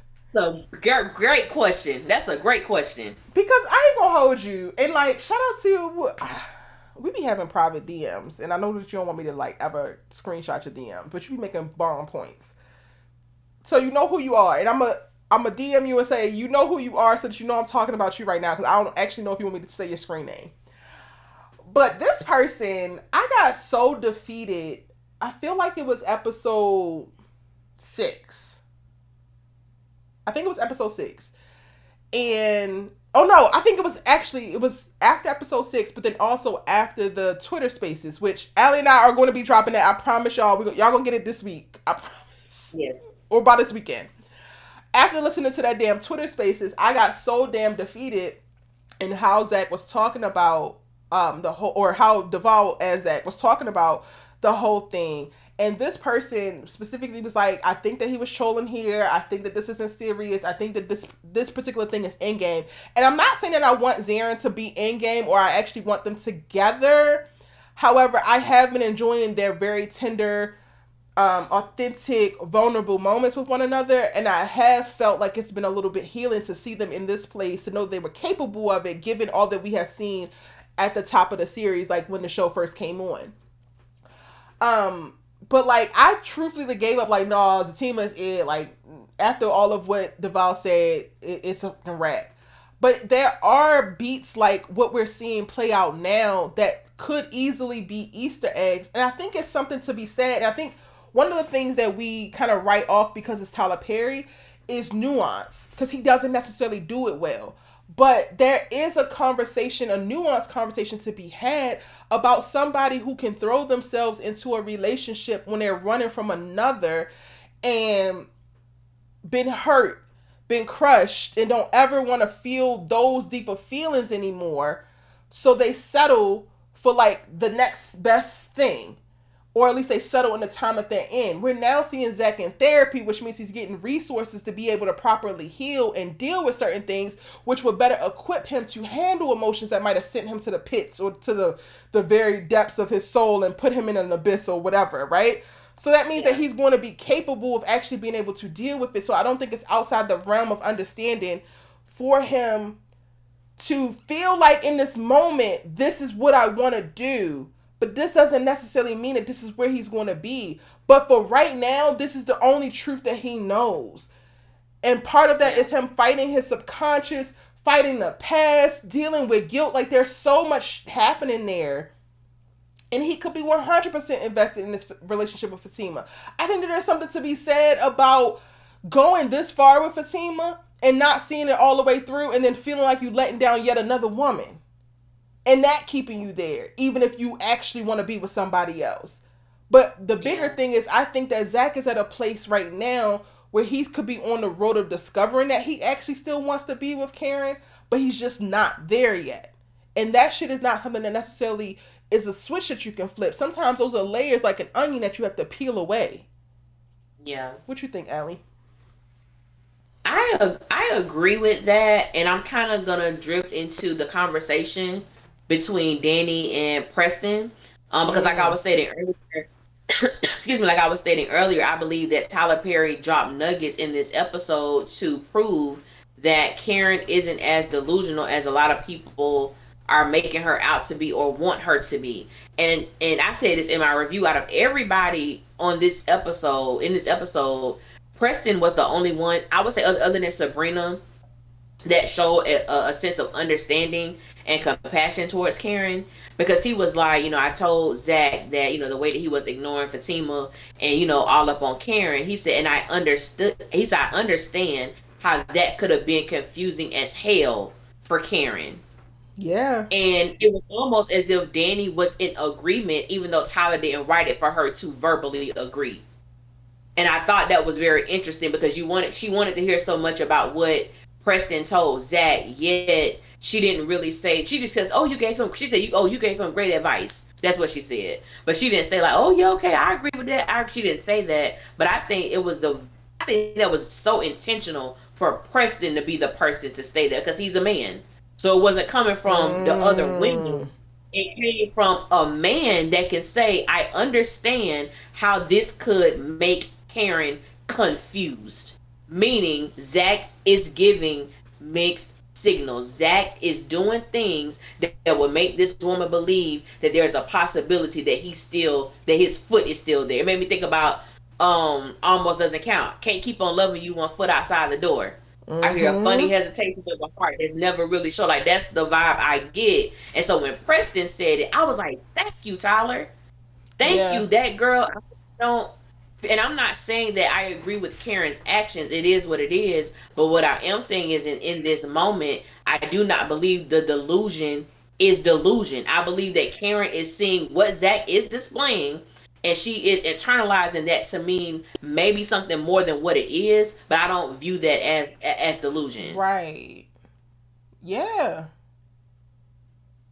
And honestly, I think not to like go on a tangent, but like I would prefer this. I would prefer a person who is fully capable of going with their emotions and exploring what they think and what they feel than the opposite. Because then I think we get a Danny or we get an Andy, and it's this stunted ass growth, these sideways ass conversations. It's like you want to hold rodeo accountable for making you feel this way, but you don't actually want to talk about all of how you feel. Like, who can actually deal with that? Like this compartmentalization and ignoring of what you actually going through and what you actually thinking. Like, I'm going to stand 10 toes down with Karen simply because Miss Mama is going with whatever is true for her in the moment. And I can respect Yeah. somebody like that. Like, I know what I'm dealing with. All this other backdoor shenanigans, you fighting your own feelings, you lying to yourself and everybody else. I can't do it. I ain't going to be able to do it. What is it and what it ain't? And Karen is letting you know, okay, I was there with you, Aaron. Like, I was like ready. I had released it. And then he Yeah. gave me this glimmer of fucking hope. Now, what am I supposed to do? How do you not empathize with that? How do you Yeah. not empathize with a woman who had her life planned out with this man, was willing to be down and ride with this man when he had absolutely nothing? He didn't have a pot to piss in or a window to throw it out of, but she was still there. And you go through all that you go through. You go through the ups and downs, the cheating, the STDs, the babies, the this, the that, all of the things, and the love is still unshaken. Then you find out that he's with somebody. You have to go through the decoupling process. You find out that you're pregnant and he's with somebody and he looking like he giving her the life that he was supposed to give you. Like, what? You ain't love me enough to give me that life, but you love her enough and you just met her. The audacity. But you know what? I can't do shit about it. So let me like check myself. Okay, cool. I got this other man that really, really love me, really, really alive. Okay, maybe this could work. Maybe this could work. Maybe this could work. My damn salon burns down. And this man who wasn't showing me all that he could have possibly shown me, or that he was what I think he's been showing this girl, decides to divert the attention from this girl back to me. Wait a minute. Was all of this why I had to go through this? Is this finally the moment? I'm a jump at this damn chance. Because this is what I wanted Yeah. to begin with. Who cannot empathize with that? Yeah. And I think that was a real moment. I think that, and I think because, and people can tell me how they feel in this. I think because that was such an emotionally triggered scene between Karen and Fatima, and I think that for the ones who just may not view Karen in a certain light, when she made that statement to Sabrina about how I was moving on with my life, I was ready to go wherever with Aaron, like I was there, and then when Zach did what he did at the fire, she was like, Sabrina, like you saw. It's like she was like, yeah, Karen, I know he loves you, and I don't think that Karen needs for her feelings to be validated, but I think from her friends, and I think in that moment, I really wanted Sabrina to have more to say than just, well, he loves you, but we love you too. And it's like, no, listen to what she's telling you. Mm-hmm. Listen to what she's saying. She's telling you the reason that I'm back in this place is because Zach did X, Y, and Z. And some of the things that Sabrina was saying was, well, Karen, I don't think that's what he meant. And it's kind of hard to tell somebody that when they know that person and you don't know them like that. And that's But why then she can't, I also believe. Sabrina was low key agreeing, but like not with her full chest. Because she was like, Correct. you saw him. And she's like, I did. I did. Yeah. Yeah. Yeah, and that go back to the nuggets that Tyler Perry dropped throughout this episode to prove that no, Karen was not seeing something that wasn't there. And when Sabrina made that statement, she was like, "I did." It was almost like, "Dang, I really don't want to admit this, but I did see it." You know what I'm saying? So Everybody it's saw just it. interesting. It was the talk of the town. It was the talk Yes, of Twitter yes, because all of the team of fans are just up in an uproar behind it. So y'all asses saw it too. Y'all felt yeah, concerned too. yeah, yeah. And that, yeah, I mean, it was there. I mean, it was hard to me for anybody to miss. Now I'm interested to see how Tyler gonna do all this now that we here at this debacle. I don't know what's gonna happen. I don't know. I need this to be a nuanced thing for Zach, and maybe he don't end up with either one of these women. But for all that we're going through, there needs to be a full journey of self discovery and redemption. This cannot be for naught. It could not just be for like what is the most trifling toxic thing that we can have these characters do. I'm really leaning into like, okay, Zach is in therapy now. He might not even really know where he's going, but he's just trying to take the next healthy step possible. Mm-hmm. Cause that tonight felt like that. Yes, last week's episode kind of felt like that. Yeah, yeah, And y'all can't be mad if he chooses to no longer be with Fatima some point down the line because I do think that he is leading with what he knows right now. And it's a little bit convoluted because he could be very confused. He could be feeling very intense emotions for Karen and really don't know what the hell to do with them, given yeah, the fact that he's in a serious relationship. yeah, yeah. Some people were upset with him. I saw this. It was interesting. That some people were upset with him because he told Fatima that she was wrong. She was. That was my. I'm like, she was wrong. Why do But you also expect? shouts to the way that he told her. Because he should And have it was the licked on way her that he ass a told her. lot more than what he did. He was very Yeah, gentle with her. very gentle. He was very gentle, and then he didn't do it in front of people. And I think that therapy is really helping Zach because Fatima already felt humiliated. He did not tell her that she was wrong in front of people. He waited till they got home. It was just them two. So I think that you're seeing certain changes with him because he was extreme, more gentle than I thought he was gonna be. But he was extreme. Like Fatima, you was wrong, and then also he understood Fatima is still in this place, so I can't really have a conversation with you that's gonna be effective and Whew, when he beneficial. said that, So I yeah, I said, is can't. this why they fighting over him? Like Zach is only dropping nuggets of emotional intelligence, so I'm not gonna say he's emotionally intelligent now. He's got some therapy talk and On the he verge. utilizing it, but that will get me every single time. Every single time. Yeah, yeah.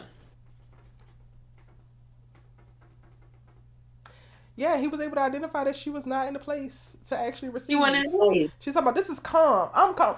Is there ever a world, Allie, where Zach gets so healed and Fatima is still in this place doing these things and he's tired of it? What?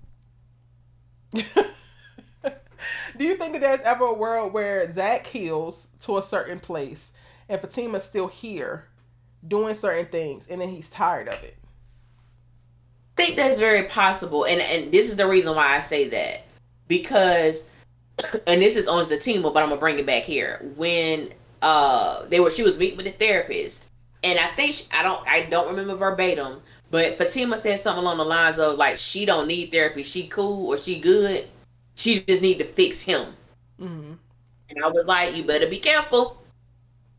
I remember watching that episode. I was like, you better be careful because in the midst of fixing Zach, Zach may realize I don't want to be here with you if you're Mm-hmm. unwilling.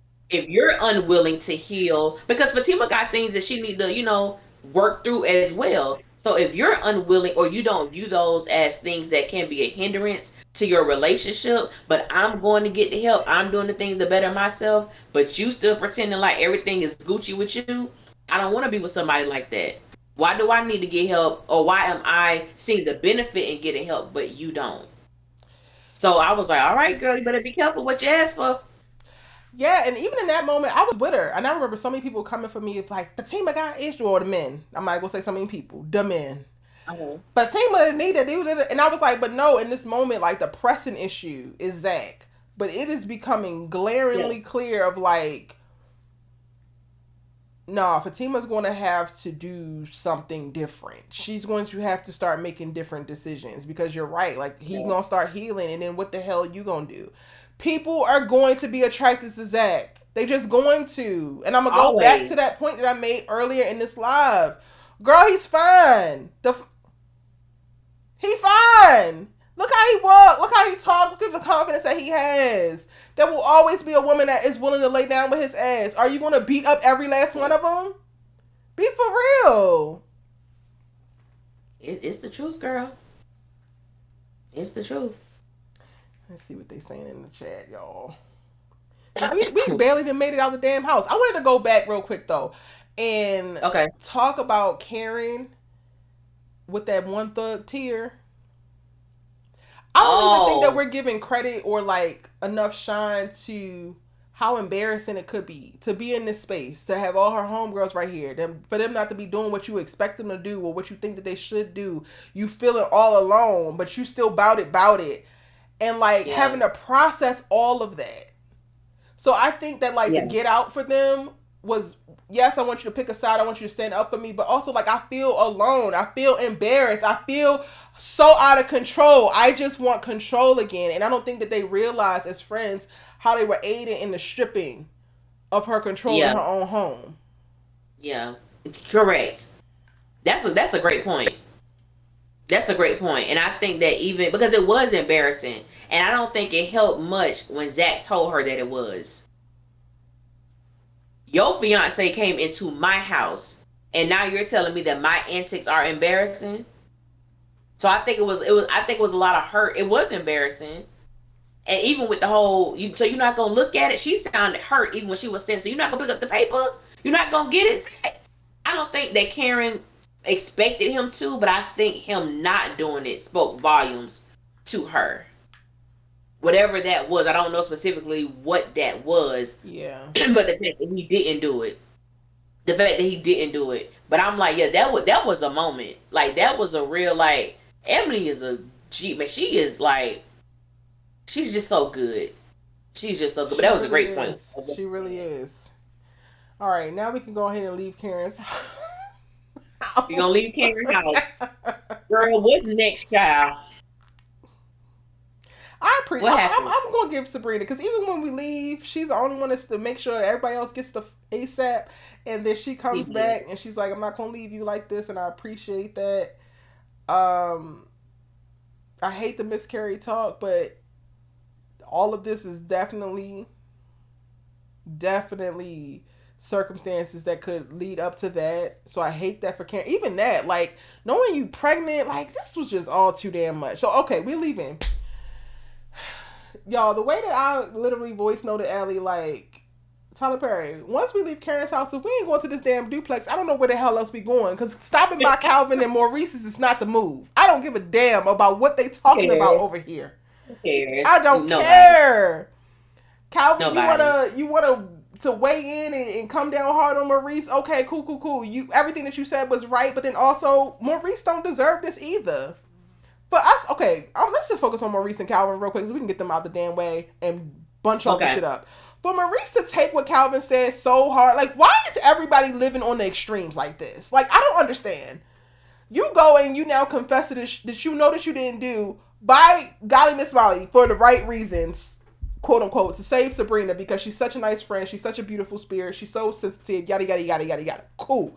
But you also did not do this. So like, you could literally take this advice that Calvin is giving you and stop being obnoxious. Stop being annoying. Stop making Sabrina's life a living hell. But you want to run your ass down to the damn police station and confess.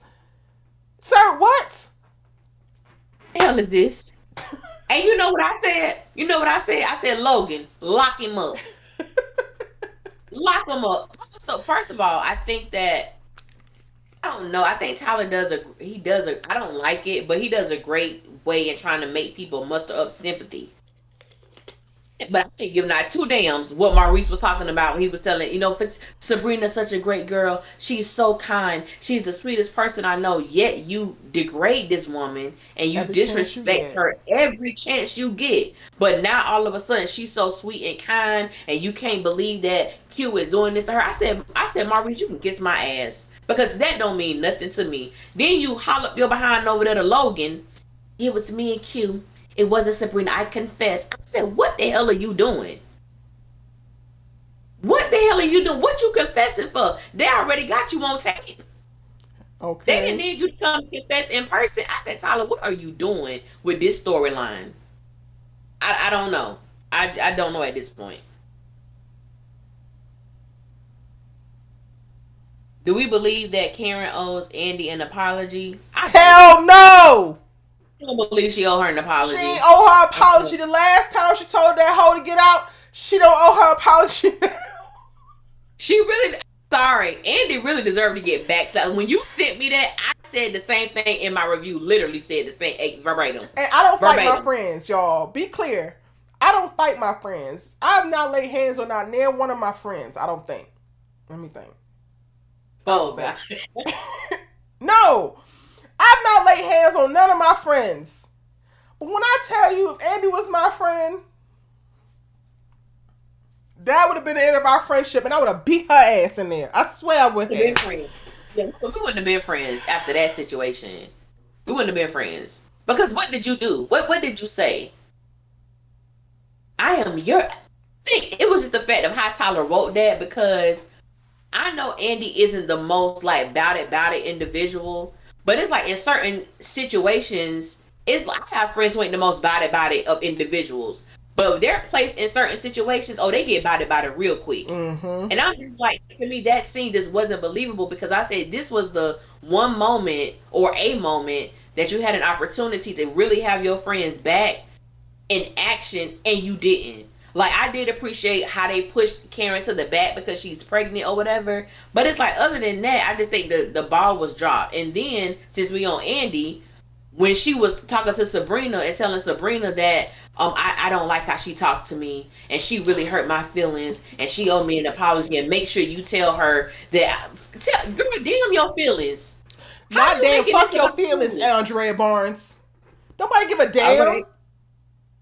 Sabrina's still there checking on this girl. She done had this lady run up in her house, had her ex come up in the house. The new love that can't get over that then fell off the fucking wagon is up in her house. Your ass acting like a damn bird brain, and you want to make sure that she know how you feel about it, girl? How you feel about it?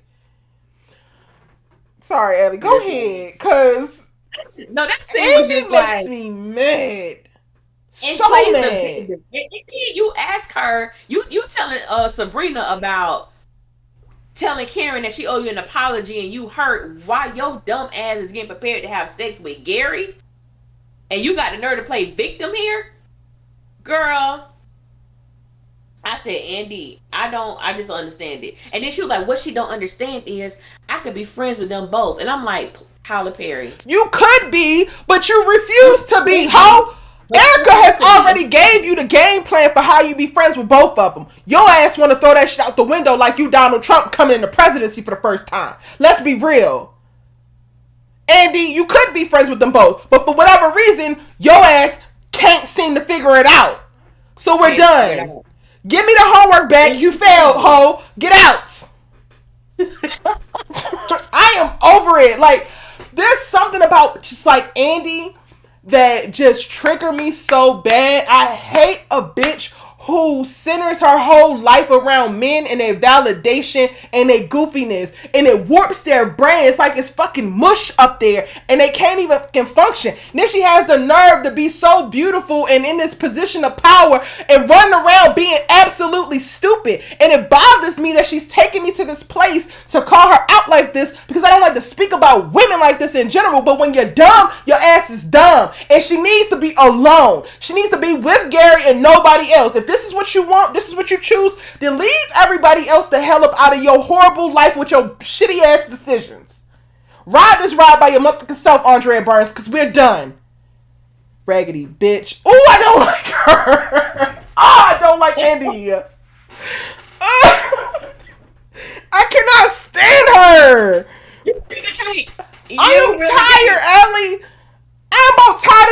Fatima right now. I have had it. I am at my wit's end with Andrea Burns. You are, honey. You are, cause baby. But I'm sorry. Go ahead. But I get it. It was so funny though, because this is how much her friends don't even care no more. When she told Sabrina, like, when Sabrina said, "You want me to come over?" No, Gary's on his way up. For Sabrina was like, "Oh, okay, well, they give two dams. They don't care no more. You gonna be stupid? Then you go ahead and be stupid. Since we've deaded that conversation. We're not talking to you about Gary anymore.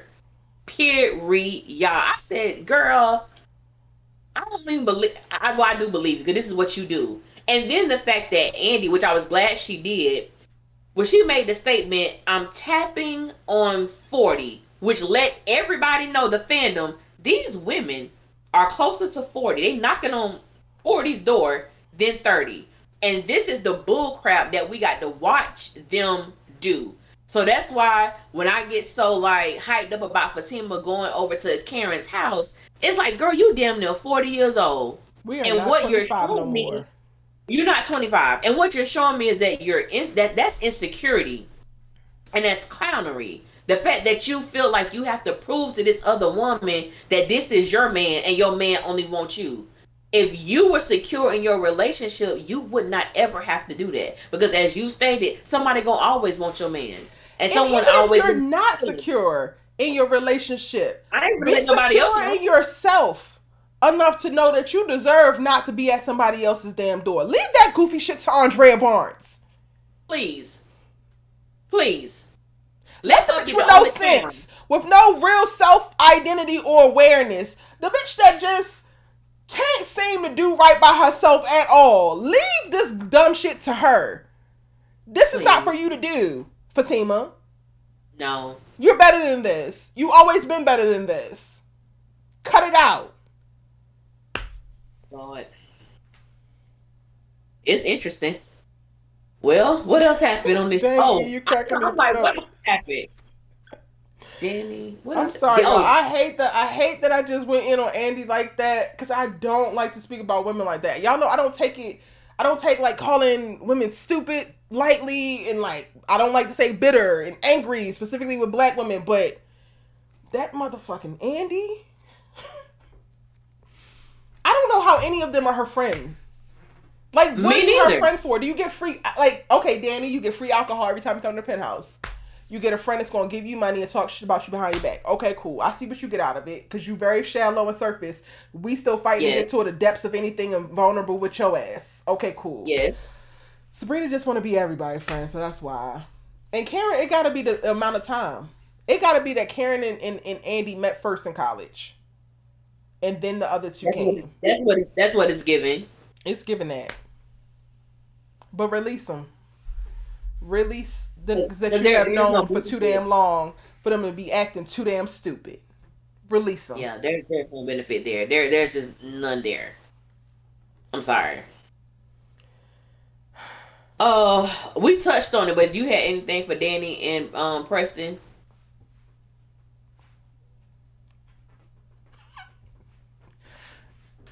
You will go get your ring back from that white woman. No. You still engaged as far as I'm concerned. You're still engaged, bruh. Dang, no way. I can't take your ass here and you gonna save some of that for us. Even if he did. You don't have enough sense to listen when a nigga talking sense. I'm not gonna do this with Danny. Andrea is getting all my smoke. I'm not gonna do this with Danny. Because she is way too outspoken, way too with it, way too about that life to be acting how she acted this episode. So girl, go to hell. That's all I got for Daniela. Go to hell. Impressive. I was so confused. I was so perplexed on that scene. Well, then he was like, "Yeah, but she was saying, well, can you say some of that for us? You act dumbfounded when we're together." And he was like, "Yeah, but I'm getting better." And she said, "Yeah, you are." I said, "Wait, how you getting better? It's only been one day." He be dumbfounded and you be high. So I don't understand, y'all, girl. He be dumbfounded, you be drunk and high. Drunk and high, like he don't know nothing, like he don't know a doggone thing. And I'm just so confused. The same man that Black begs you, women. please, please, please help me learn how to be really great to black women. Please tell me how to love you the best way that I can and how you want to be loved. Girl, go to hell, Daniela. The only thing that he does is please you sexually. As far as the like, And pay he's the still rent. engaged. He engaged, as far as I'm concerned. I don't like this. I don't like this at all. Cause he ain't mentioned he got that ring back from Mindy. He ain't mentioned the engagement was put off, thrown off, nothing. You ain't said nothing about Mindy. I still think, girl. Same. I'm not taking this. I'm not taking this shit seriously until she goes get that damn ring off that lady finger. Moving on. Period. Period. Now my who the people I love the most this episode was Hayden and Tamara. They the only two who ain't get on my nerves. What, y'all?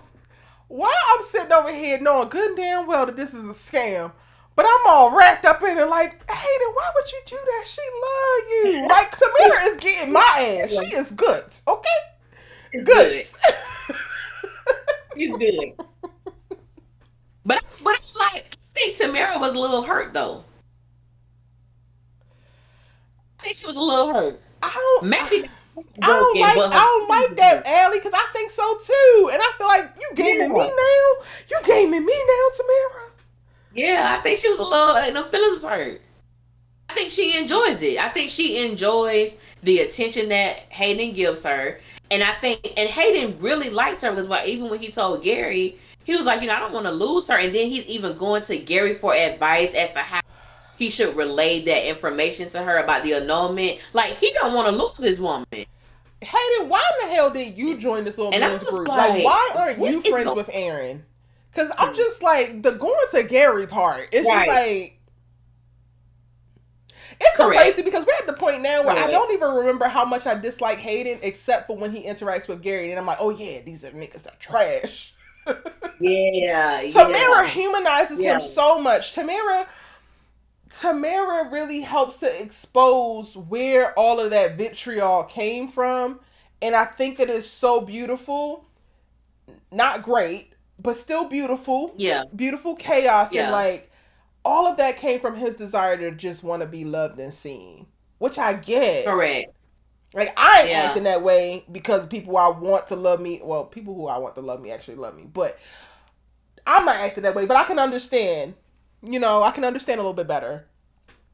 And yeah, Tamara and Hayden, they were given. Sis was ready. Soon as he walked through the door, okay, the Alpha Male Podcast would be proud. Facts. I am like never not taking shots. I can't with myself. That's funny. But Ellie, funny. Okay, you love this moment. This was your favorite moment of the episode? Yeah, they were the only people who didn't piss me off this episode. They didn't piss me off. I thought it was a cute moment. And even when she was like, well, like, why are you doing this now? But then again, I said Tamara. But he was like, we're going to get an annulment. She said, what is that? I said, what? You don't know what annulment is? And she did. And I said, po baby. And the fact that Hayden didn't even hesitate. He explained it to her. He explained exactly what it was. He didn't call her no hood rat, no nothing. He was just, this is, I said, oh, he in love. He in love. I said, wow. Yeah. What? I didn't see this coming. I didn't think I was going to enjoy this. But I'm really enjoying this.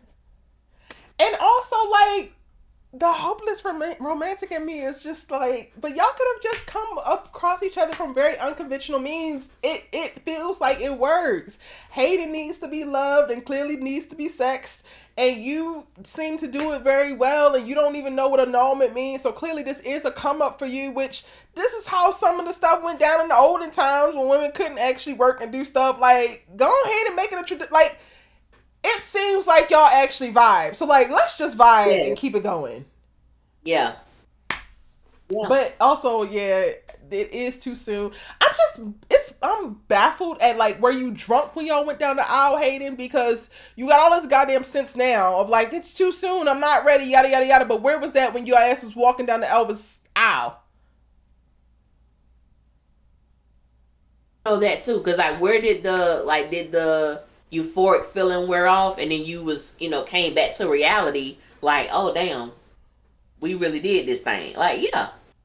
But then again, I think it was Gary, because when he happy initially, he was like, yeah, I'm married, bro.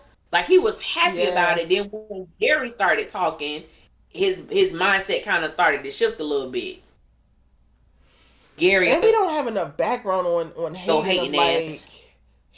Gary is definitely fucking hating because you see how Tamara look, and he ain't now he holding out on Andy's ass, who is definitely the best sex he's ever had. But he got a Gary makes me so mad too. Anyway, um, I feel like he was happy, but now I need more backstory on Hayden because, like, is this your first real girlfriend? So then there's also those things coming in, like, because you was giving me incel vibes, which means that this could be the very beginning of all of it for you. So you're about to have to go through everything in your big 30s Yeah. because you've never engaged with a Yeah. woman in this way before. I don't know. Yeah. Hayden strikes me as the type that probably paid for it. Mmm. He strikes me as a type. He's like, because he has a good job, so he probably pulled like maybe a couple girls, maybe. But he just strikes me as a type that most women wouldn't be attracted to him. Like, he probably can get them because he got money, but nothing would keep them there. Like, that's Mmm. those kind of vibes he give me. I think he kind of looked up with Fatima having sex with him. Like, I still can't believe that one. But I But mean, Chris is easy on the eyes. Chris is fine. It's until he opens his damn mouth. Hayden Hey, is yeah, Chris fine. fine too. Yeah, Chris fine as hell. Yeah, yeah, he always, yeah, girl, he a little cutie. I just can't rock with him. Ciao. But he fine though. Okay, shout out to Tamara and Hayden being the bright spot of the episode because the rest was pure chaos. Well, aside from the boringness that was Maurice and Calvin. I just Now want more for keep Calvin's saying this. character, honestly. I want more for Calvin than to just be the self-righteous. Not self-righteous. That's a little bit extreme, Eric. You're being a little too critical on that man. I want to know what Calvin wants now, aside from setting Sabrina's life straight. Because she don't want you. So what happens when everything is straight and she still don't want you? Son, did you check on your daddy in Florida? What's going on with your real estate business? What's going on at the strip club that you gave this money to because your dads love to go there? You were adopted. Where's his birth family? Because obviously he didn't have a Mm, relationship with them when he was a kid. So there are so many ways that Tyler Perry can expand his character. And like you, I would enjoy seeing that other side of Calvin, being with the little information we do know about him. Like, what is that? Your dad's death. Are you still mourning that? How are you dealing with that? Like, there's so much there, but not enough being, displayed to the audience. yeah. But I want to see. He needs more because he's starting to get annoying to me because he's just there. Like, and it's no weight with him. Right, right. Velma asks, where is Robin? And um somebody said we won't see him again. Sorry, it's moving a little too fast for me, y'all. Why y'all say that we won't see Say Robin that. again? They're still talking about him, so I think that we are going to see him again. I've heard a few people that say that he's not on this season At all? at all. So I don't know if he booked something else that took it. I don't know. But yeah, I did hear that. Hmm. But I don't know if that's actual. But Gary told Hayden, like, let me know when you see Robin again. He did.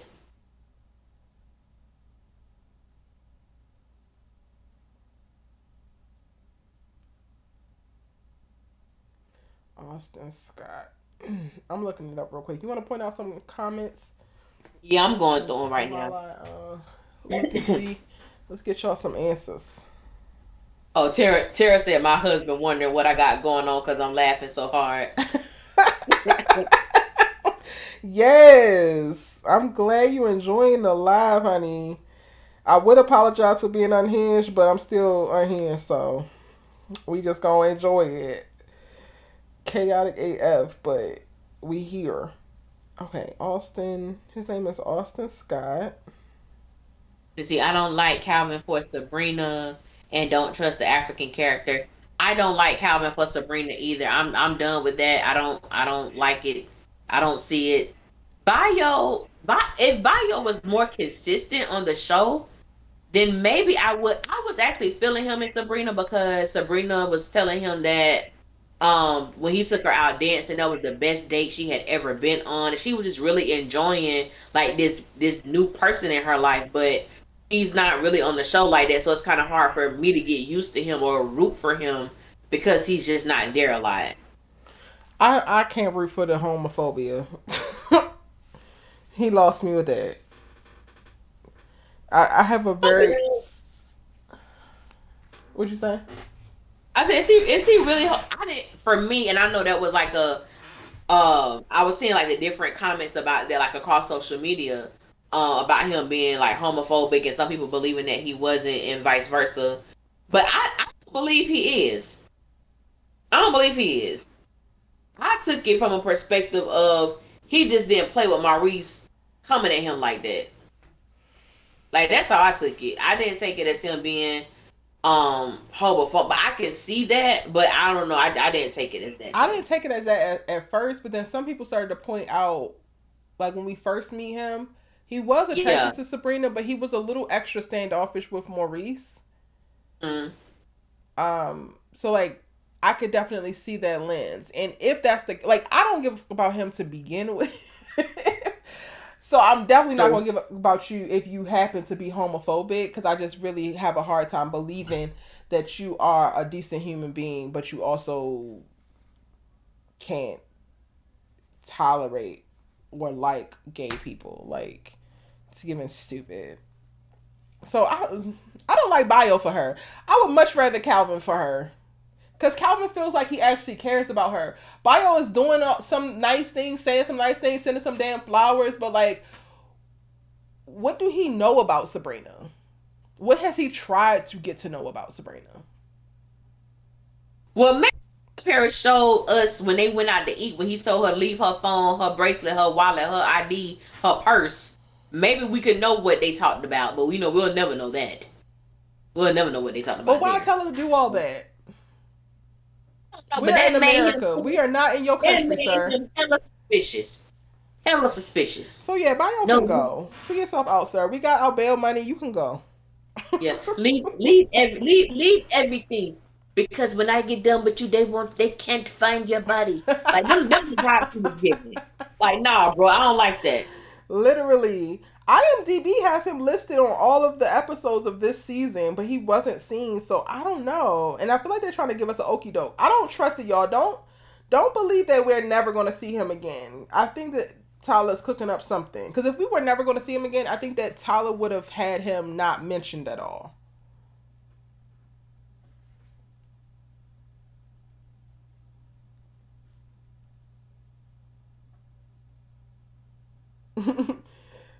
Teaspoon Sound says, Erica, when is TP going to hire you to help him write the scripts for Sisters? Listen here. He done got a writer's room now.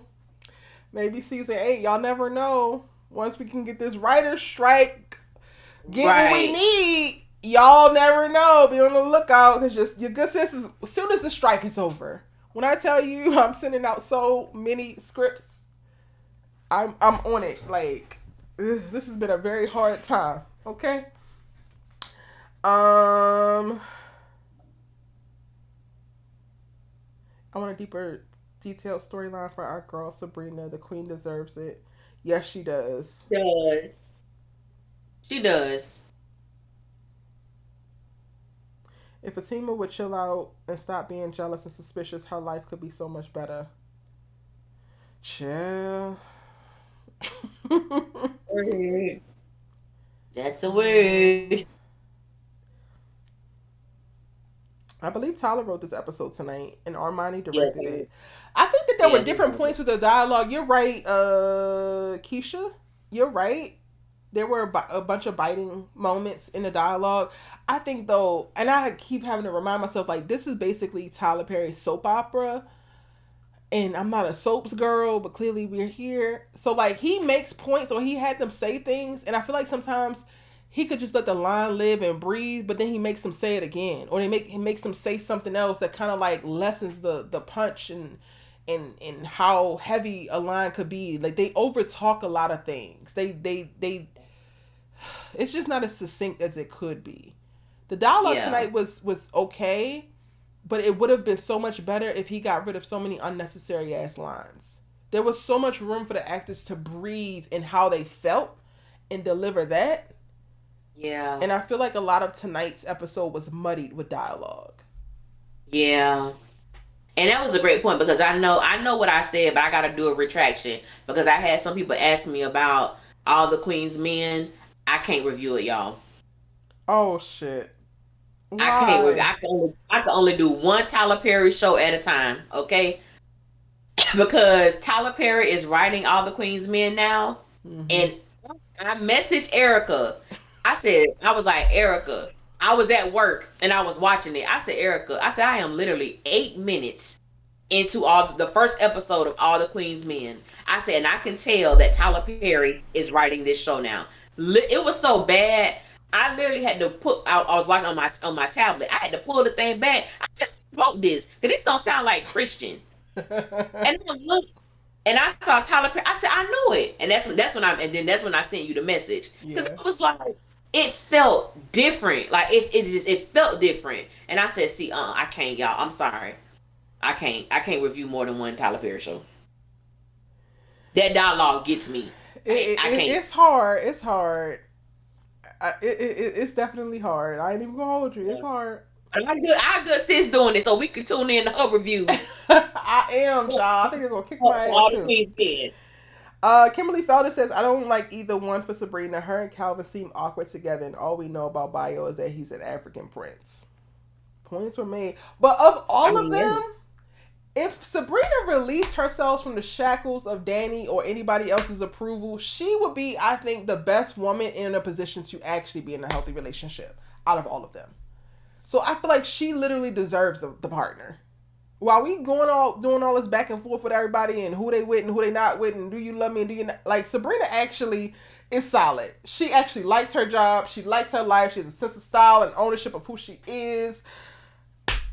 She just want to go to dinner, have some like dance, and have some bomb sex. Yeah. Easy. She gonna do that. She gonna do that.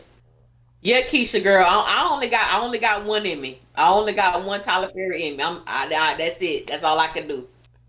It gets very All I repetitive. can I do. was trying to do Ruthless, and I still might, because I have recorded some of my Ruthless thoughts.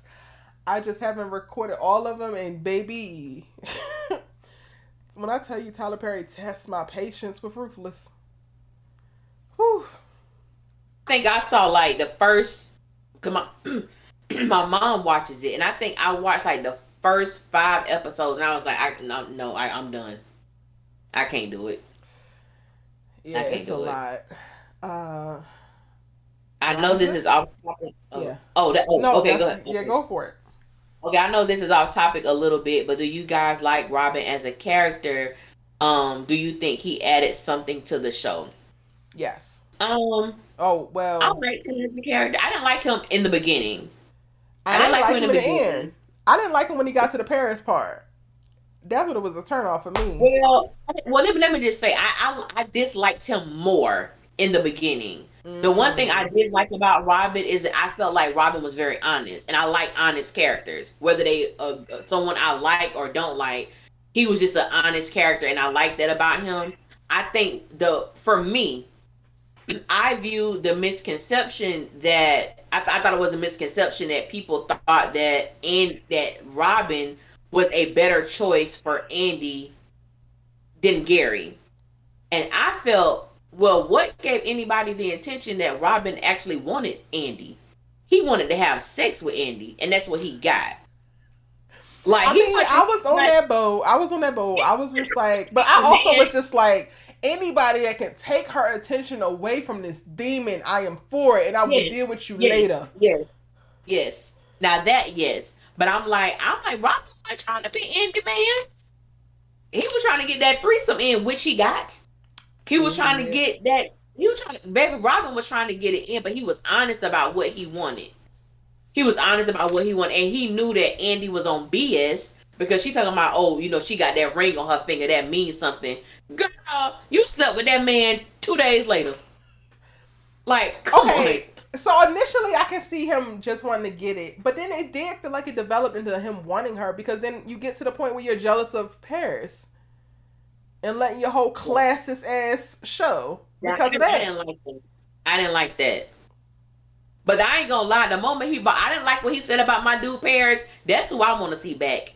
But I didn't. The moment he brought it up about Paris, like you had sex with the janitor. All I could see was Andy being on that damn couch in that man mama house.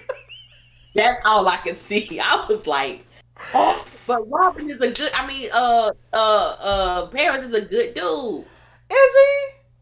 Like him, Allie, I recently rewatched those. I was like messaging you about those episodes. Yeah. He had that girl on the couch in his mama house, and then let his mama send him to his room while she read her for filth.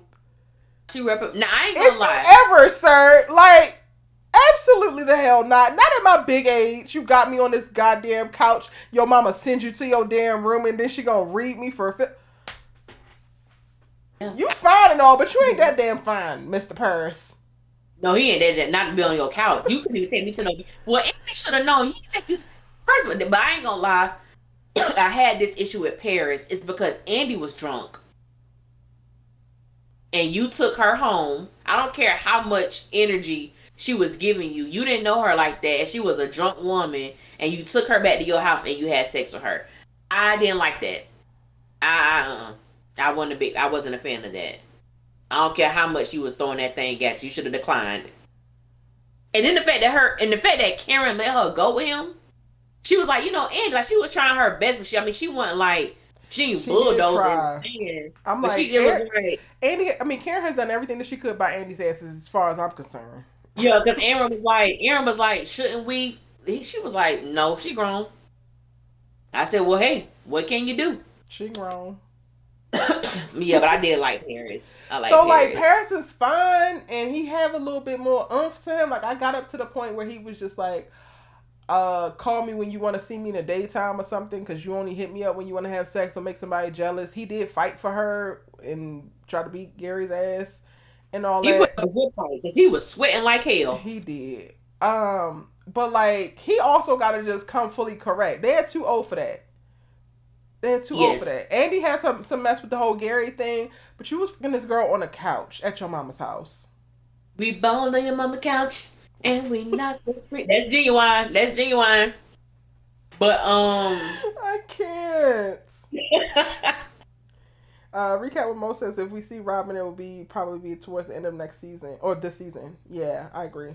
If Zach and Karen ever got back together, just remember I said Fatima and Aaron were there to serve a certain purpose in Zach and Karen and Zach's life.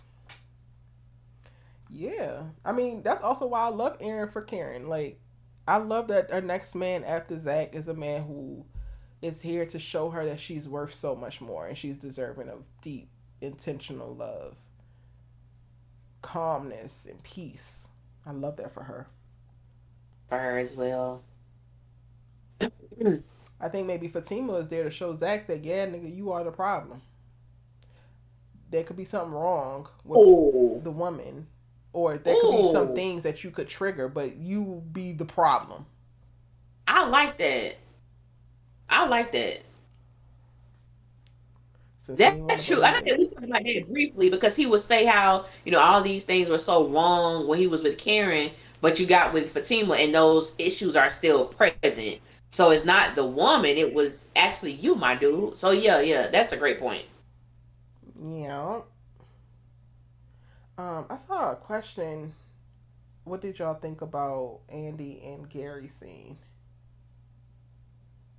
Disgusting. It baffles me how they take turns trying to give each other this idiotic wisdom. You're in a strange while also space. Shitting on each other. Why in the same breath? It's damn near genius. But I'm like, this is so odd. This is so odd.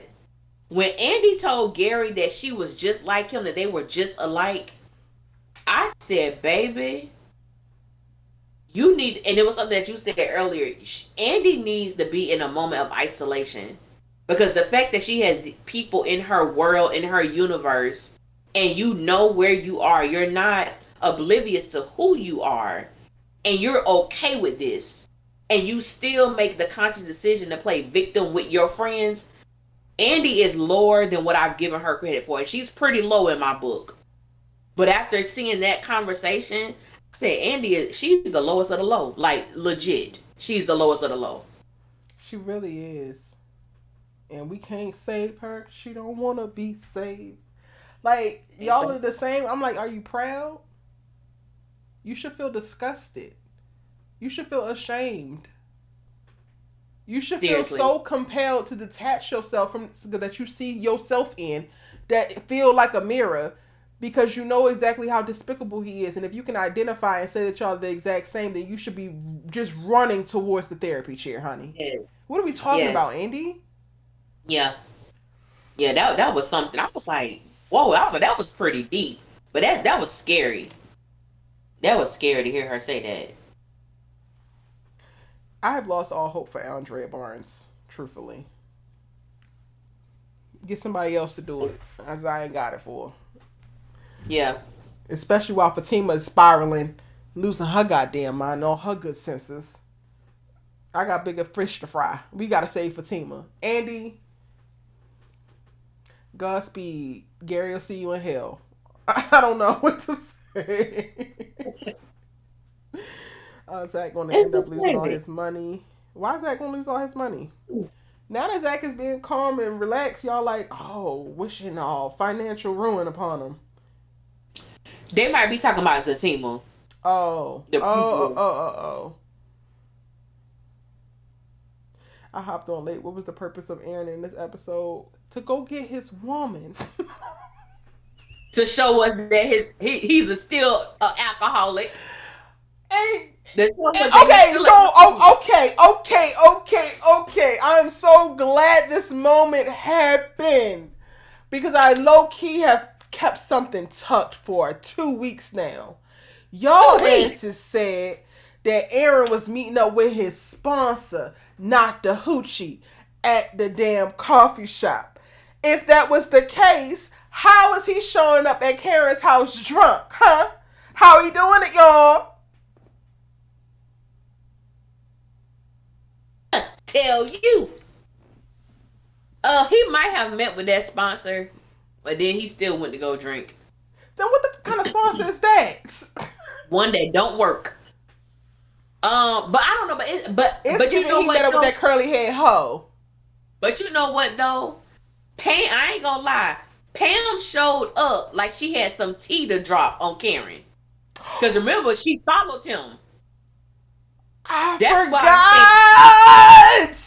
why I think Pam showed up, because she followed his ass and found out where he was going, and she was coming to tell Karen.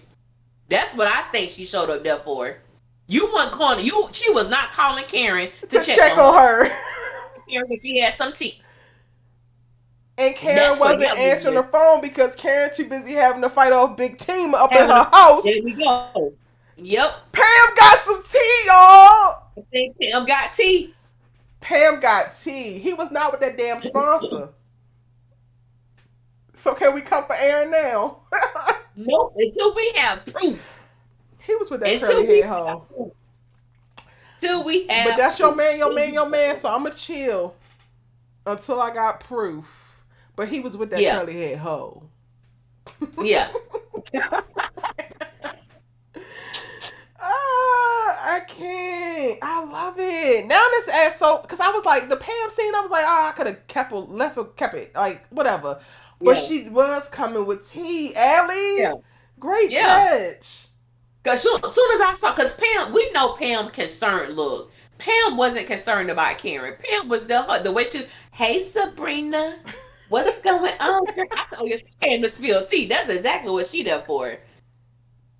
Y'all, Fatima was bogus for talking about Karen's apartment. Fatima was grasping at straws. Like, they both were just trying to hit each other. Where? Now, I'm not gonna lie, I forgot I laughed on that part. Thank you for bringing that up. Thank you for bringing it up. When she said that, I said, now, wait a minute, Fatima.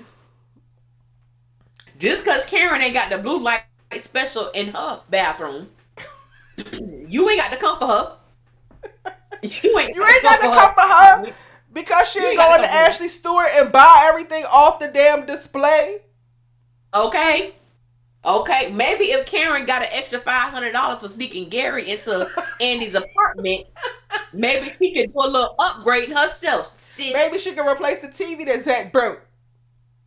That he broke on purpose. Matter of fact, while we talking about decor, let me go over to that duplex and take that damn bonsai tree that you don't know about, that you only got because Zach know to do that in my relationship. While we talking about decorating. Okay. Give me that desk while we at it. Okay. Because quiet is kept. I'm going to say Karen was the one that inspired the decor at the apartment. But I'm gonna keep that to myself. Zach got it laid out how he got it laid out because Karen will like that. Karen will like it. Get her favorite plant, her favorite desk when she wants. This is how her friends need to show up. If you wasn't gonna mollywop Fatima's ass when she dropped that whole tidbit about the damn decor, Danny should have been like, don't even go there because I know that Zach laid that damn duplex out because Karen would like it. That's how you friend. That's how you friend. That's how you friend. Okay, I'm hitting below the belt. Vaughn says, Erica, as a sponsor, you cannot prevent your sponsee from relapsing. Trust me. I get that, but the same, like, as soon as they leave you, I don't trust it. I'm not saying that the sponsee did not do their damn job. I'm saying that he was with the curly head hoe. That's my only point. But and now I said this in the trailer breakdown. In all seriousness, right? I'm like, now, Aaron, you done relapse one too many times dealing with Karen and her little unsettled mess. So you might need to pull back, sir, because you obviously can't deal with it right now. Because every time there's an issue with you and Karen and Zach, you go for a drink. And I don't like that. I don't want to see you do that. Facts. So maybe just need to pull back a little bit. Because it's one thing to drink, but it's another thing that we clearly can see you tipsy and you tell us, Sabrina, you had one drink. Mm-hmm. Because not only are you tipsy, now you're lying. And I have said that, like, in my breakdowns when I'm talking about Aaron and being so excited and proud that he can love Karen through all this mess, I have always said, as long as he has the capacity to do so. You have reached your capacity, sir. It's time. Move along. Move along. Zach need to pay off Fatima's student loans. For why? Why? She don't even go to school no more. She's too busy running people's head through walls and dragging bitches out the hot tub. Does she even want to be a lawyer anymore? I think she wants to be Zach's bodyguard. Why would I pay for law school? and you know the seriousness of that, though, and I'm glad that person brought that up, because Fatima was in school when she met Zach. She was in school when she met Zach. She wanted to be a lawyer. I'm like, yes, sis, great. This is good. You got your foot in the door. You're working at a law firm. In the 6 weeks of Fatima dealing with Zach, she is no longer in school. She doesn't even talk about becoming a lawyer. And that is, I would say, like, as a viewer and as a fan, I'm concerned about that. What about what you want? What about what you wanted to become? Now you're trying to fix all of Zach's messes, but your whole objective was to become a lawyer to help your family. So now Zach has exalted to a level above your family? Because that's what it's giving. Ooh. I'm going to need Fatima to get back in school. Like, I want that for her. Get back in school and become the lawyer that you want to become. And let Zach deal with his own mess. No, I don't like that. I think that's great, and I'm glad that Tyler wrote that, and I believe a lot of fans overlooked that. Mm-hmm. She's not in school anymore. Points were made. Points were made. Why did Zach tell Fatima Karen wanted him to come over her house for sex? Because he was telling her everything, trying to be open and honest. Because she's demanding details. Yep. I want him to be a And good it's dude, still, but that is a point with Miss Pam. yeah. Y'all think that Aaron is not actually a good dude? Sorry, Elliot, I interrupt you. What were you saying? Girl, I don't even know. I think I was about to read somebody comment or Okay. something. It was way too many people in that house. Way too many. Oh, somebody, Demetria was saying that a couple episodes back, Fatima was talking to Andy about becoming a lawyer. I said something like that in my review, and I was like, talking about becoming a lawyer when you ain't in school no more. He ain't studying Like a that's the part bit. that got, like that's the part that got. I'm like, girl, I said you got to be enrolled to become a lawyer. Exactly. Good night, La Good night, Jessica. Jessica. Wow, said it at the same time. Oh, we did. Wow. She had to do all his legal work. All she could do is because she can't do much because she ain't a lawyer. Danny is one season away from being Team Tima. She low key sick of Karen. Well, get well soon, Danny. The fuck, because I'm tired. I'm sick of her. Probably because they was arrested. Take it from a licensed addiction professional. Aaron isn't being serviced well, loving Karen at this time. He's not. It's time. It's time to go ahead, and you didn't fought the good fight, sir. You should be very proud of all of the work that you did over the last 6 weeks. We salute you. You know, fought that good battle of faith, and it's time for it to come to an end, bro.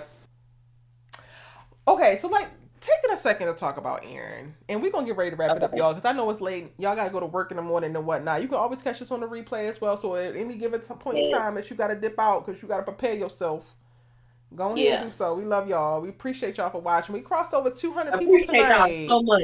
Appreciate you I'm guys so much. like, we hit like 210 tonight. I think that was a high for Yeah. us.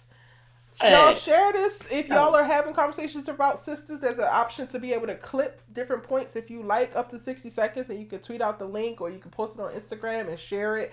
Because I think that we're having some unprecedented conversations over here with Allie and I. We are doing the hard work and trying to bring you not only hilarious commentary, but just real ass conversations that relate to life. And if you enjoy it, help us grow this thing by telling a friend, you know? yeah. But going to Aaron, right? And like him seeing some very low lows as it relates to this relationship with Karen. Is it just a relationship with Karen, or is it that he's pursuing something so feverishly after a divorce, a suicide, and losing stepchildren and being cheated on? It's a lot. I think all of that plays a role. I think that I believe that Aaron was very much so into Karen before all of that stuff took place. Starting with the divorce, I think that I think he was shocked by how much he was interested in Karen. I know he would always reference like he's been married for 15 years, so there were certain things he never thought about, like sex. He knew he was gonna have sex with his wife, so there was just certain elements of life he didn't have to deal with. And because he was so like cut and dry, if you cheat on me, that I'm one and done, that's it. Period. You cheated with my one of my best friends, it's over. I'm done. And I don't think, along with a lot of the women on the show, he didn't get an opportunity to process all of this. And then once Fawn did what she did at Karen's shop, it was like he was at Karen's house the night before he had to go to the funeral home. So it was like everything was just happening so fast. And Aaron just hasn't processed this stuff because he was about to get drunk or about to have a drink until he slipped up and told Karen that he was recovering alcoholic and she had to take the you know what I'm saying, the drink from him. And I'm just like, it's just so much, I think, on top of that. And also the position that he had in church, he no longer has because he was honest about the fact that he and Karen had sex. And for me, like a lot of my background is in ministry, and knowing how that worked. And I think that's why I get so irritated when they call him preacher or pastor Mm. or this. Like, that is something that's very triggering for me, because when you carry certain titles, people expect you to live a certain way, which I don't think is fair, because at the end of the day, you're still human. Yeah. Period. Like, you're still human. You have your struggles. You have these things, and we know that he's not a pastor over a church, but he may be like a pastor, like for a counseling ministry or whatever. But still, you are held to a certain regard in ministry. And I just feel like with Aaron, it's just the cheap shot. Because even tonight, Danny was like, look, Pastor, I preach. I'm not a part of your congregation. And I just hate that Tyler writes so many cheap shots. He Mm. gets that every time like that.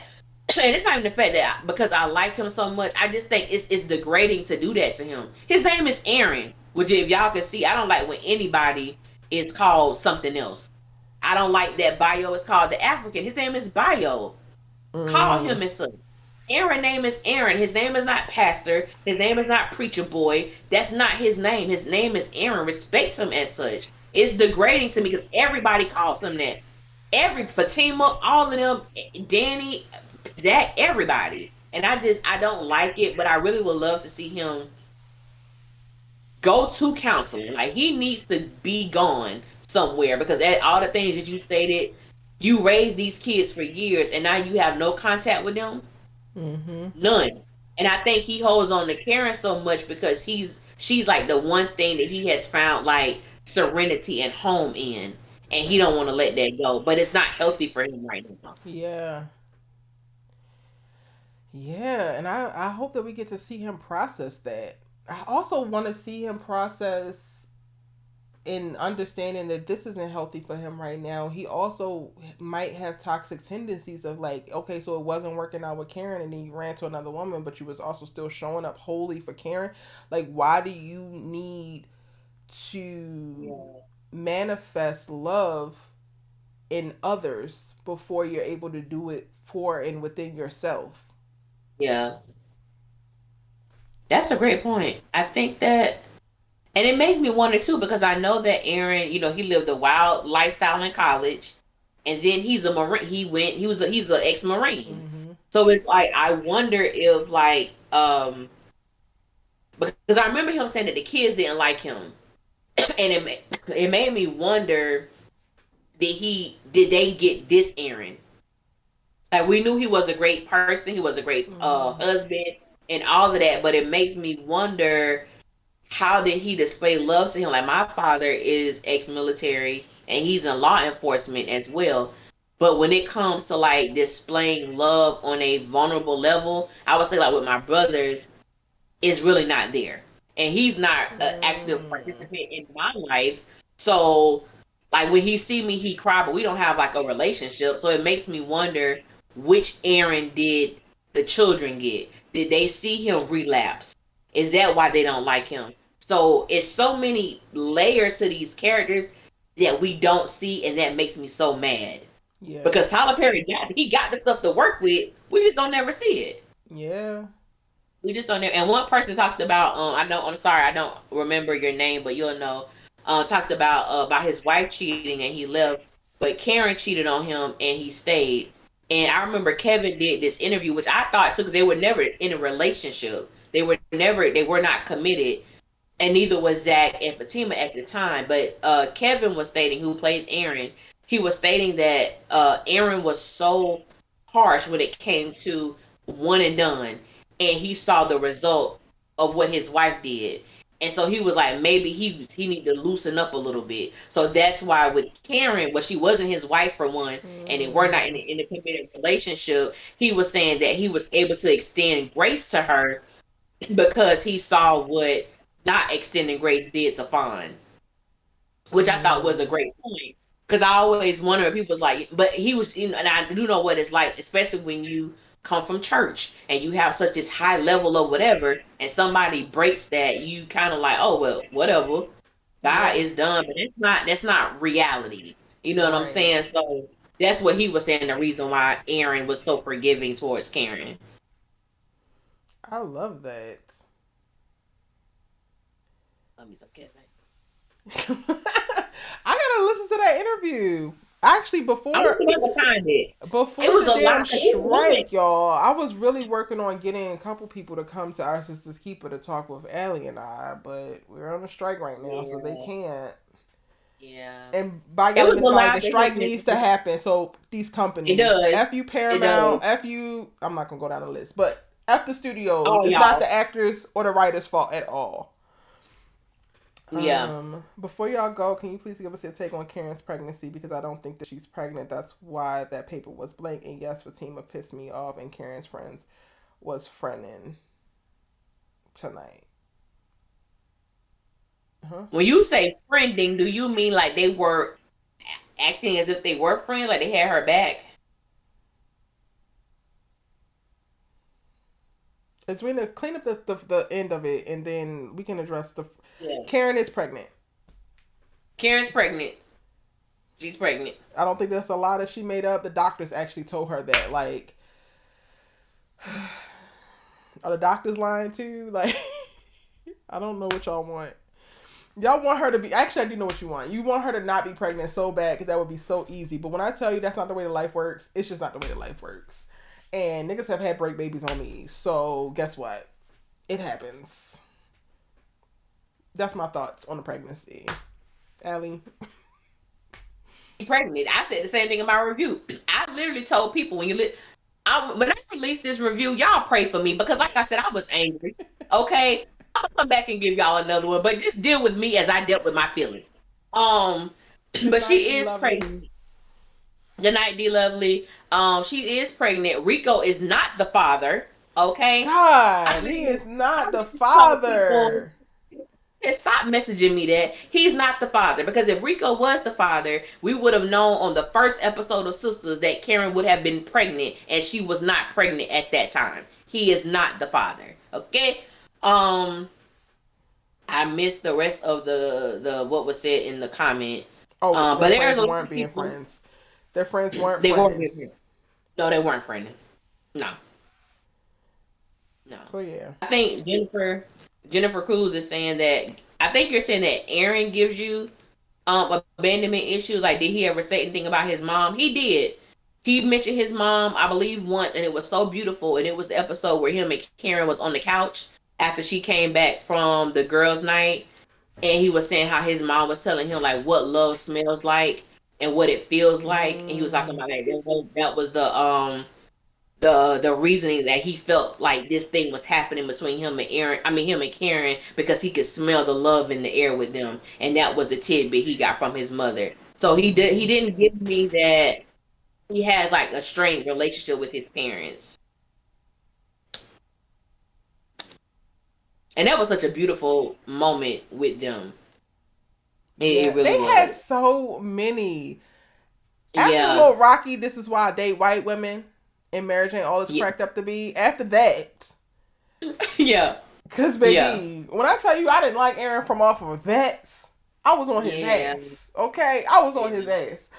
But they had so many beautiful moments. And Allie, you just pointed this out to me when I was going through and rewatching and talking with you about it, about how like we got to see Aaron and Karen fully develop, like set the foundation for a real relationship outside of sex. Meanwhile, the yeah, mirror that was happening was like Zach and Fatima was all sex all the damn time. Meanwhile, Aaron and Karen were conversations and like big spoon, little spoon in, and like just being with each other, planning to go grocery yeah, shopping and shit like that. Um, which is why I want them to have a more even if they don't be in game, I want them to have a more sustained amount of time of peace and bliss, because they really did yes. it right. Like they, aside from maybe the hit at the hotel, but ain't nothing wrong with a little hit at the hotel. I feel like they did It that ain't relationship nothing wrong with right. that. It ain't nothing wrong with that. I feel like they really, Mm-mm. really were intentional at the start. I do too. I really do. She is pregnant, but it's taking her too long to get the results out of the father. Y'all, she is 5 weeks pregnant, 6 weeks now pregnant, and geriatric in this pregnancy. I really wish that we all stop having a conversation about who the father is, because in all honesty, it's too risky for her to find out before the damn baby is born. Doing intravenous testing on a geriatric pregnancy is not wise. Yes, I was pre-med and I wanted to be an obstetrician. So I really wish that we could stop having this conversation. It don't even really matter, honestly. Until the baby gets here, we don't need to know who the father is. We don't need to know. It's a waste of dialogue. I was proud of Karen kicking the girls out of the house, but I just feel like Fatima should got her ass beat. You and Allie. And actually, okay, I don't think that she should have got her ass beat upon walking in, but upon not leaving, 100%. When asked, you were asked way too many times for you not to catch your ass whooping on the way out. Cause you literally in her house. They gonna tell her, well, what you gonna do? What I'm gonna do? The way I was like, Karen, please slide to the bedroom. Please slide to the bedroom real quick. Just grab the gun, honey. Just grab it. Yeah, because I don't care that Fatima got one. Because it'd have been a shootout in that truck around with me. What you gonna do? In my own... Wait, I didn't get that.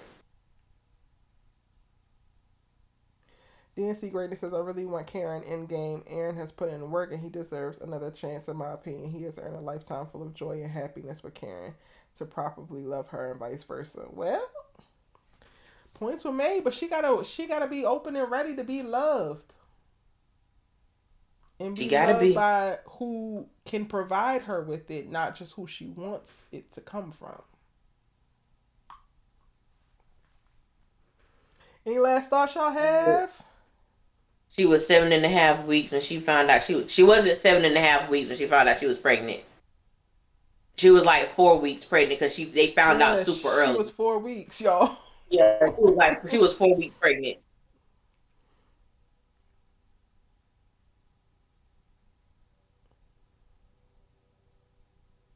But Erica, who will walk in somebody's house like that? An immature woman. I thought Danny was going to mop her. She should have. She had every reason to. The words right out of my mouth. I think we touched on everything at length, at nauseum. I think we did. We got the breakdowns coming for you. Alice is going to be up tonight as soon as we get off of here. So make sure if y'all still up and y'all kicking and having snacks and whatnot, because y'all night owls as well, that you hit up her channel. Forgive me. Okay, extend grace to your sister. Okay, that's all I'm gonna say. I came for everybody except Tamara and Hayden. I came for every damn body. Okay. Not the disclaimer. I was just unhinged. I'm gonna finish mine when I get off of here. I don't know when I'm gonna post it, but I was just unhinged, and y'all seem to like that. Y'all like ranty Erica, so that's what y'all asses is gonna get in mine. Y'all also get the preview with the end of episode breakdown. And then when they post the trailer, we'll give you the trailer breakdowns as well. Sugar sis, you love to talk TV with, and the lovely Allie Nick. Coming to y'all with another episode of Our Sister's Keeper. Yes. We keeping it real, okay? All the way. I love this for us. If you're catching this on the replay, be sure to drop a comment in the comment section down below and put a timestamp on it so we know exactly what you're talking about, because Allie and I both check the comments after these videos go live and try to respond to as many people as possible. Yes. Give this video a like if you haven't liked it already, and if it's your first time checking it out and you want to join the conversation and join the chat, then hit that subscribe button. Yes. Y'all, we're going to see y'all in our next videos. All right. Good night, y'all.